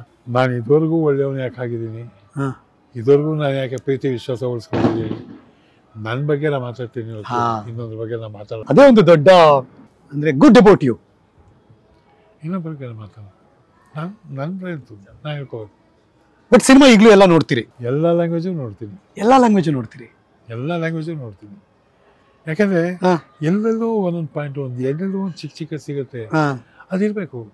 ಒಬ್ಬನೇ ಕೂತಿದ್ದಾಗ ಹಿಂಗೆ ಕೂತು ಜ್ಞಾಪಕ ಬಂದಾಗ ಅದು ಸಿಕ್ಕಿದ್ರೆ ನಂಗೆ ಹೆಂಗೆ ಮಾಡ್ಬೋದು, ನಾನು ಕರುಣೆ ಇರುತ್ತೆ ಮುಂದೆ, ಅಲ್ಲೊಂದು ಆ್ಯಕ್ಟ್ ಮಾಡೋದು, ಅವನೇ ಚೆನ್ನಾಗಿ ಮಾಡಿದ, ಇನ್ನೊಂದು ಸ್ವಲ್ಪ ಬೇರೆ ಥರ ಮಾಡಬೇಕು, ಇನ್ನೊಂದು ಥರ ಮಾಡೋದು. ಟೈಮ್ ಕಳೆಯುತ್ತಾ ಆ್ಯಂಡ್ ಏನೋ ಒಂದು ಕ್ರಿಯೇಟ್ ಆಗ್ತಿರುತ್ತಾ, ಅದು ಪಕ್ಕ ಹೊಡೆದ ತಕ್ಷಣ ಇಂಪ್ರೆಷನ್ ಅಲ್ಲೇ ಉಳಿದೋಗುತ್ತೆ. ಯಾವ್ದಾದ್ರು ಬಂದಾಗ ಆ ಥರ ಸೀಕ್ವೆನ್ಸ್ ಬಂದಾಗ ಲಪ್ ಅಂತ ಓಪನ್ ಆಗುತ್ತೆ, ಬರುತ್ತೆ. ಬಟ್ ಈಗಲೂ ಕನ್ನಡಿ ಮುಂದೆ ನಿಂತು ಆ್ಯಕ್ಟ್ ಮಾಡ್ತೀರಿ? ಹೌದು ಹೌದು. ಬಾ, ಯಾಕೆ ಬಾತ್ರೂಮಲ್ಲಿ ಒಂದು ಕನ್ನಡ ಇದ್ದೇ ಇರುತ್ತೆ, ಅವ್ರು ಶೇವ್ ಮಾಡ್ಕೊಳ್ತಾರೆ. ಹೌದು, ಕರೆಕ್ಟ್. ಬಾತ್ರೂಮ್ ಯಾಕಂದ್ರೆ ಮೇಲೆ ಬಾತ್ರೂಮ್ಗೆ ಹೋಗಿ ಬಾಗಿಲು ಹಾಕೊಂಡ್ಮೇಲೆ ಯಾರೂ ಡಿಸ್ಟರ್ಬ್ ಮಾಡೋಲ್ಲ.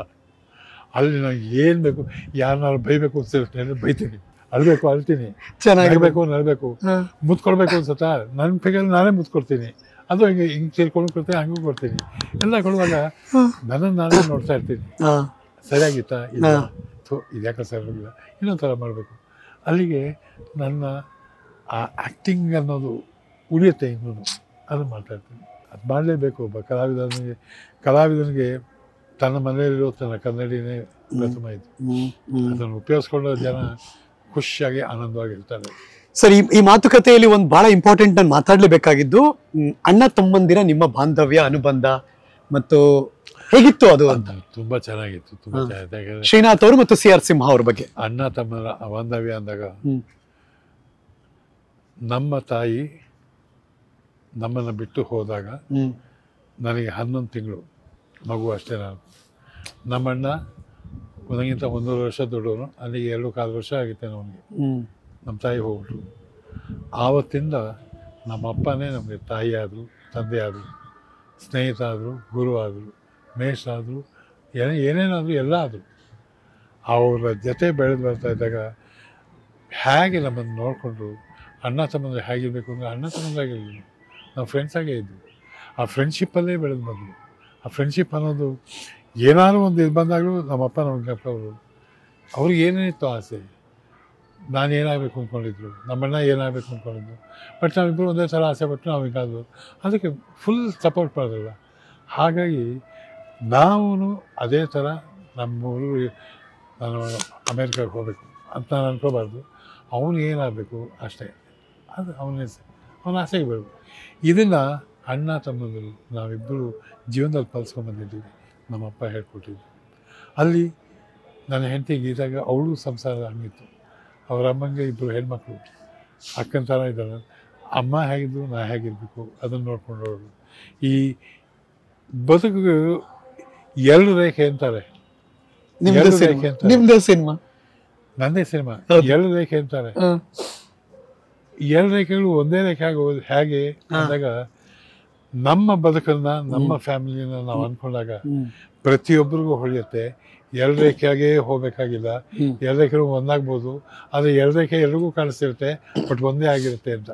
ಆ ಥರ ಮಾಡ್ಕೊಂಡಾಗ ಸಂಸಾರನೂ ಚೆನ್ನಾಗಿರುತ್ತೆ. ಅದನ್ನೇ ಮಾಡಬೇಕು. ಮಗ ಹಿಂಗಾಗಬೇಕು, ಮಗಳು ಹಿಂಗಾಗಬೇಕು ಅಂತ ಆಸೆ ಇತ್ತಾ? ನನಗಿಲ್ಲ. ನಮ್ಮಪ್ಪ ಆಸೆ ಪಟ್ಟಿದ್ರ? ಇಲ್ಲ. ನಮ್ಮಪ್ಪ ಆಸೆ ಪಟ್ಟಿಲ್ವ? ನಾನು ಆದ್ನಲ್ಲ. ನನ್ನ ಆಸೆ ಏನಿತ್ತು ಅದಕ್ಕಾದ್ನಲ್ಲ. ಖುಷಿ ಸಿಕ್ಕಿದೆಯಾ ನನಗೆ? ನಮ್ಮಪ್ಪನೂ ಖುಷಿ ಪಟ್ರ, ನಮ್ಮಣ್ಣ ಏನಾಗಬೇಕು ಅಂತ ಅವ್ನು ಖುಷಿ ಪಟ್ರ, ನನ್ನ ಹೆಂಡತಿಗೆ ಅವ್ರ ಅಮ್ಮ ಏನಾಗಬೇಕು ಅಂದ್ಕೊಂಡಿದ್ರೆ ಅವಳು ಖುಷಿ ಸಿಕ್ಕಿದೆಯಾ? ಸೊ ನಾವು ಅಂದ್ಕೊಂಡು ನಮಗೆ ಖುಷಿ ಆಗೋದಾದರೆ, ನನ್ನ ಮಕ್ಳು ಅಂದ್ಕೊಂಡಿದ್ದು ಅವ್ರಿಗೆ ಖುಷಿ ಸಿಗೋದಾದರೆ ಆಗಲಿ. ನಮ್ಮ ಖುಷಿಗೆ ಯಾಕೆ ಅವ್ರ ಸಂತೋಷ ಹಾಳು ಮಾಡಬೇಕು? We don't have any right to spoil their happiness. ಅವ್ರ ಜೊತೆನೂ ನಾವಿದ್ದು ಎಸ್ ನಾ ಇರಬೇಕು. If you can ask Rohit any time, ನನ್ನ ಅಪ್ಪನ ನನ್ನ ಸ್ನೇಹಿತನ ಅಂತ. ನೀವು ಫ್ರೆಂಡ್ಸ್ ಇಬ್ರು? ಯಾಕೆಂದ್ರೆ ನಮ್ಮಪ್ಪ ಆ ಥರ ಇದ್ದರು. ನಾನು ಆ ಥರ ಹೇಳಿದ್ರೆ ನಮ್ಮಪ್ಪ ನಾನು ಬೆಳೆಸಿದ ಪ್ರಯತ್ನ ಆಯಿತು. ನಮ್ಮಪ್ಪ ಇನ್ನೂ ಒಂದು ಹೇಳಿದರು, ಏನೋ ಕೆಲವು ಸಲ ಜ್ಞಾಪಕ ಬರುತ್ತೆ ನನಗೆ, ನಿನ್ನಲ್ಲಿ ಒಂದು ಕೆಟ್ಟ ಸ್ವಭಾವ ಇದೆ ಅಂತ ನಮ್ಮಪ್ಪ. ಯಾಕೆ? ಏನು ಕೆಟ್ಟ ಸ್ವಭಾವ? ನಮ್ಮ ಅಣ್ಣನಲ್ಲಿ ಇರೋದ, ನನ್ನಲ್ಲಿ ಏನು ಕಂಡ್ರಿ ನೀವು? ಅದು ಅವನಲ್ಲೂ ಇದೆ, ನಿನ್ನಲ್ಲೂ ಇದೆ. ನಿನ್ನ ಸ್ವಭಾವ ಹೇಳ್ದ, ಹೇಳು, ಬೇಜಾರು ಮಾಡ್ಕೊಬೇಡ, ಇಲ್ಲ ಹೇಳಿ. ನೀನು ಸಾಮಾನ್ಯ ಸ್ಕೂಲ್ಗಾಗಲಿ ಕಾಲೇಜ್ಗಾಗಲಿ ಹೋಗಿ ಕ್ಲಾಸ್ಗಳಿಗೆ ಹೋಗಿಲ್ಲ ಅಂತ ನನಗೆ ಚೆನ್ನಾಗಿ ಗೊತ್ತಾಗುತ್ತೆ. ಯಾಕೆ? ಅಲ್ಲಿ ಒಂದು ಪೀರಿಯಡ್ ಮುಗಿದ ತಕ್ಷಣ ಬೆಲ್ ಹೊಡಿತಾರೆ, ಪೀರಿಯಡ್ ಮುಗಿಯುತ್ತೆ. ನೀನು ಎಲ್ಲರೂ ಮಾತಕ್ಕೆ ಹೋದರೆ ಮಾತಾಡ್ತಾನೇ ಇರ್ತೀವಿ, ಬೆಲ್ ಆಗೋದೇ ನಿಂಗೆ ಗೊತ್ತಾಗೋದಲ್ಲ. ಸೊ ಬೆಲ್ ಯಾವಾಗ ಹೊಳಿಬೇಕು, ಏನು ಹೊಳಿಬೇಕು ಅದು ತಿಳ್ಕೊ, ಅವರೇ ಚೆನ್ನಾಗಿರ್ತಿ. ದಯವಿಟ್ಟು ನಿಲ್ಲಿಸು ಅಂದರು.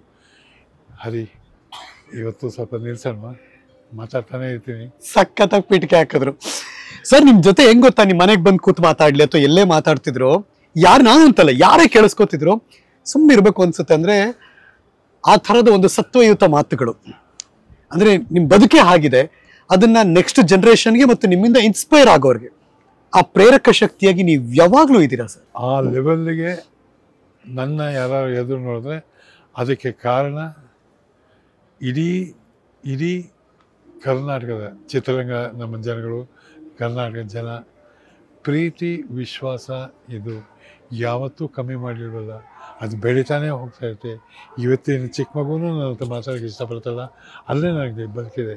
ಆ ಬದುಕನ್ನು ನಾವು ಉಳಿಸ್ಕೋಬೇಕು, ಆ ಬದುಕನ್ನು ಬೆಳೆಸ್ಕೋಬೇಕು ಅನ್ನೋ ಆಸೆ ನನಗೆ. ಅದಕ್ಕೆ ನೀವು ಲುಕ್ ಬ್ಯಾಕ್, ನಿಮ್ಮ ಸ್ಟೆಪ್ಗಳನ್ನ ಹೆಜ್ಜೆಗಳನ್ನ ನೋಡಿದಾಗ ಏನು ಮೆಲ್ಕ್ ಹಾಕೋಕೆ ಬಯಸ್ತೀರಾ ಸರ್?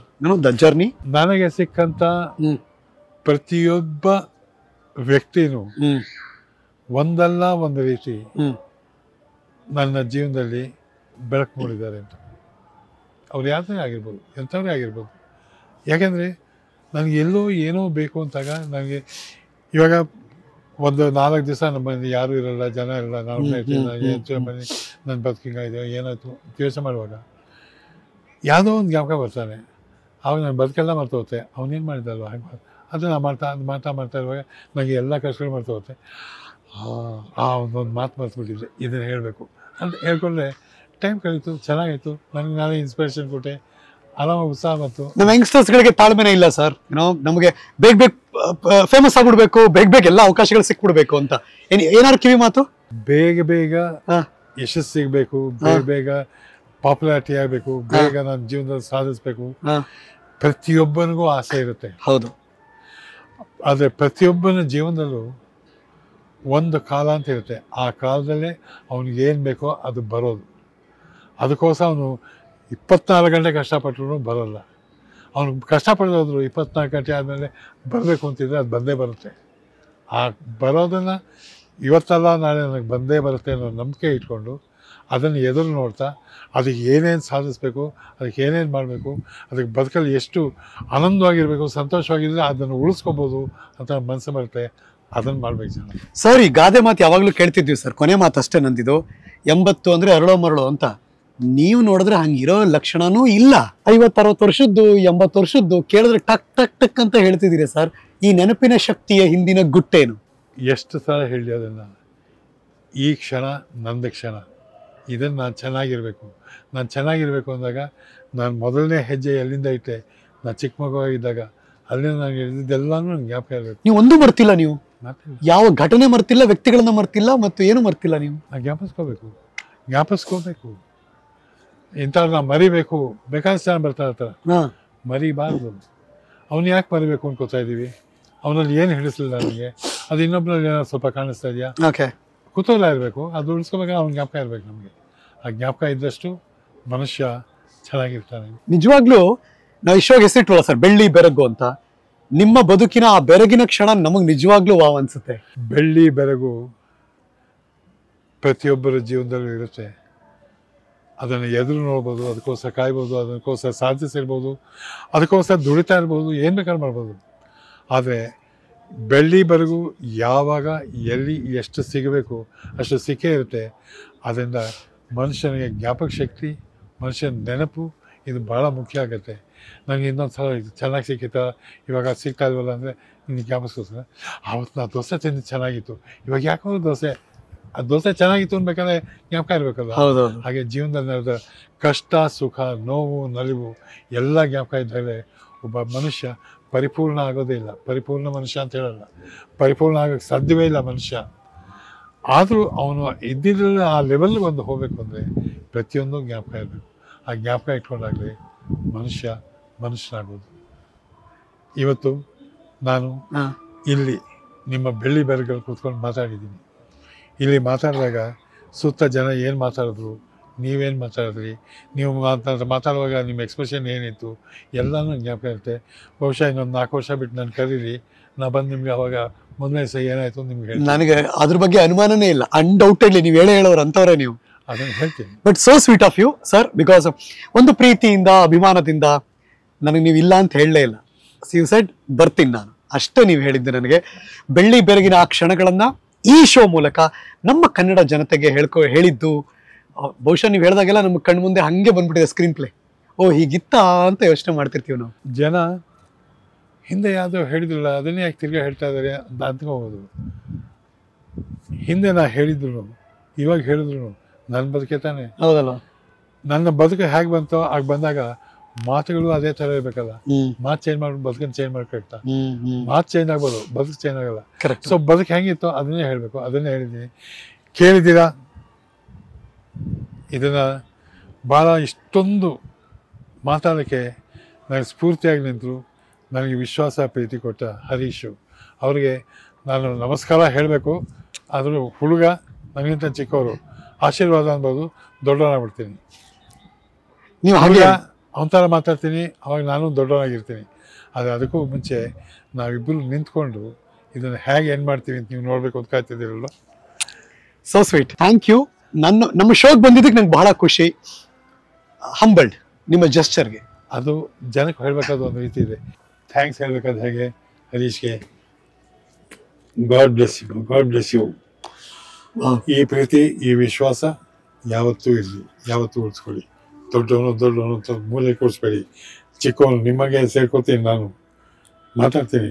ಚಿಕ್ಕವರಾಗೆ ಮಾತಾಡಬೇಕು ಅಂದ್ರೆ ಅದು ಮಾತಾಡ್ತೀನಿ ನಾನು. ಆ ಭಾಷೆನೂ ಬರುತ್ತೆ, ಈ ಭಾಷೆನೂ ಬರುತ್ತೆ. ಭಾಷೆ ವಿಶ್ವಾಸಕ್ಕೆ ಇರಲಿ. ನನ್ನ ಅದ್ಭುತ ಕ್ಷಣಗಳಿಗೂ ನಿಮ್ಮ ಜೊತೆ ಕಳೆದದ್ದು. ವಾವ್, ಎಕ್ಸ್ಪೆಕ್ಟ್ ಮಾಡಿರ್ಲಿಲ್ಲ, ಬಟ್ ನೀವು ಆ ಫೀಲ್ ನನಗೆ ಕೊಟ್ಟಿದ್ದೀರಿ sir. I feel so good, so good. Thank you so much sir. ನನಗೆ ನ್ಯೂಸೋ ನಮ್ಮ ಚಾನಲ್ ಶುರು ಮಾಡಿ ಈ ಪ್ರೋಗ್ರಾಮ್ ಮಾಡಬೇಕು ಅಂದಾಗ ಯುವರ್ ಇನ್ಸ್ಪಿರೇಷನ್. ನನಗೆ ಅದನ್ನ ನೆರವೇರಿಸ್ಕೊಟ್ಟಿದ್ದೀರಾ? ನೆರವೇರಿಸಿದ್ದೀನಿ. ಇಲ್ಲಿ ಖಂಡಿತ ನ್ಯೂಸು ಮನೆಯೋ ಮನೆ ಮುಟ್ಟಿ ಜನರ ಹೃದಯದಲ್ಲಿ ಗೆದ್ದು ಅವರೆಲ್ಲರೂ ಆನಂದವೋ ಆನಂದ, ಸಂತೋಷವೋ ಸಂತೋಷಪಟ್ಟು ನ್ಯೂಸನ್ನು ಬೆಳೆಸ್ತಾರೆ. ಆ ಬೆಳೆದಿದ್ದ ನ್ಯೂಸನ್ನ ನಾನು ಇರ್ತೀನಿ, ನೋಡ್ತೀನಿ. ಇದೊಂದು ಪ್ರೀತಿಯಿಂದ ನಿಮಗೆ ಮುರುಗೇಶ್ ಅಂತ ನಮ್ಮ ಗೆಳೆಯರೊಬ್ರು ಅದ್ಭುತವಾಗಿ ನಿಮ್ಮ ಚಿತ್ರವನ್ನ ಚಿತ್ರಿಸಿ ಪೇಂಟ್ ಮಾಡಿ ನಿಮಗೆ ಕೊಡೋದಕ್ಕೆ ಬಯಸ್ತಾ ಇದೀವಿ ನಾವು. ಇದು ನ್ಯೂಸು ಕಡೆಯಿಂದ sir. Thank you so much. ಇವತ್ತು ನೀವು ನಮ್ಮ ಕಾರ್ಯಕ್ರಮಕ್ಕೆ ಬರ್ತೀರಿ ಅಂದ ತಕ್ಷಣ ಕೇಕ್ ವಾಲಾದವರು ನಿಮ್ಗೊಂದು ಸ್ಪೆಷಲ್ ಗಿಫ್ಟ್ ಕಳ್ಸಿಕೊಟ್ಟಿದ್ದಾರೆ sir. Very special from cake wala. ಮತ್ತೊಂದು ಸ್ಪೆಷಲ್ ಗಿಫ್ಟ್, ಅವರ ಮನೆಯಲ್ಲಿ ರಾರಾಜಿಸಬೇಕು ಅಂತ ಡಾಕ್ಟರ್ RS ಚೇತನ ಒಂದು ಪೇಂಟಿಂಗ್ ಮಾಡಿ, ಇದು ಅಪ್ಪಟ ಅವ್ರು ನಿಮಗೆ ತುಂಬಾ ಚೆನ್ನಾಗಿ ಪ್ರಿಯ ಪ್ರಣಯ ರಾಜ ಶ್ರೀನಾಥ್ ಅವರೇ ಒಂದು ಪಟ್ಟಚಿತ್ರವನ್ನ ನಿಮ್ಗೋಸ್ಕರ ಆರ್ಟ್ ವರ್ಕ್ ಮಾಡಿ ಅವರೇ ಪೇಂಟ್ ಮಾಡಿ ನಿಮ್ಗೆ ಕಳಿಸ್ಕೊಟ್ಟಿದ್ದಾರೆ ಸರ್. ನ್ಯೂಸೋ ಮೂಲಕ ಬೆಳ್ಳಿ ಬೆರಗಿನಲ್ಲಿ ಇದು ನಿಮಗೆ ಕೊಟ್ಟಿರುವಂತ ಡಾಕ್ಟರ್ ಚೇತನ ತುಂಬಾ ತುಂಬಾ ತುಂಬಾ ಧನ್ಯವಾದಗಳು. Thank you so much sir. ಬೆಳ್ಳಿ ಬೆರಗಿಗೆ ಬಂದಿದ್ದಕ್ಕೆ ನಮಗೆ ಬಹಳ ಖುಷಿ ಕೊಟ್ಟಿದ್ದಕ್ಕೆ ಮರೆಯೋಕೆ ಸಾಧ್ಯನೇ ಇಲ್ಲ ಲೈಫಲ್ಲಿ ನಾನಂತೂ. ತುಂಬಾ ತುಂಬಾ ತುಂಬಾ ಸಂತೋಷ ಆಯ್ತು. Thank you. I love this. God bless you. And ಯಶಸ್ಸು ನಿಮ್ದು ಯಾವತ್ತೂ ಇದ್ದೇ ಇರುತ್ತೆ. ಇದಕ್ಕಿಂತ ಜಾಸ್ತಿ ಯಶಸ್ಸು ನ್ಯೂಸು ನಿಮಗೆ ಸಿಗಲಿ. ಜನದ ಮನಸ್ಸನ್ನು ಮುಟ್ಟಿ ಅದನ್ನು ನೋಡಿ ನಾನು ಆನಂದ ಪಡ್ತೀನಿ. Thank you sir. ಇಲ್ಲಿಗೆ ಈ ಬೆಳ್ಳಿ ಬೆರಗಿನ ಕ್ಷಣದ ಈ ಎಪಿಸೋಡ್ ಮುಗಿಸಿ ಹೋಗಿ ಬರ್ತೀವಿ. ಮುಂದಿನ ಸ್ಪೆಷಲ್ ಕಾರ್ಯಕ್ರಮದಲ್ಲಿ ನಾನಂತೂ ನಿಮ್ಮನ್ನು ಭೇಟಿ ಮಾಡ್ತೀನಿ. Thank you.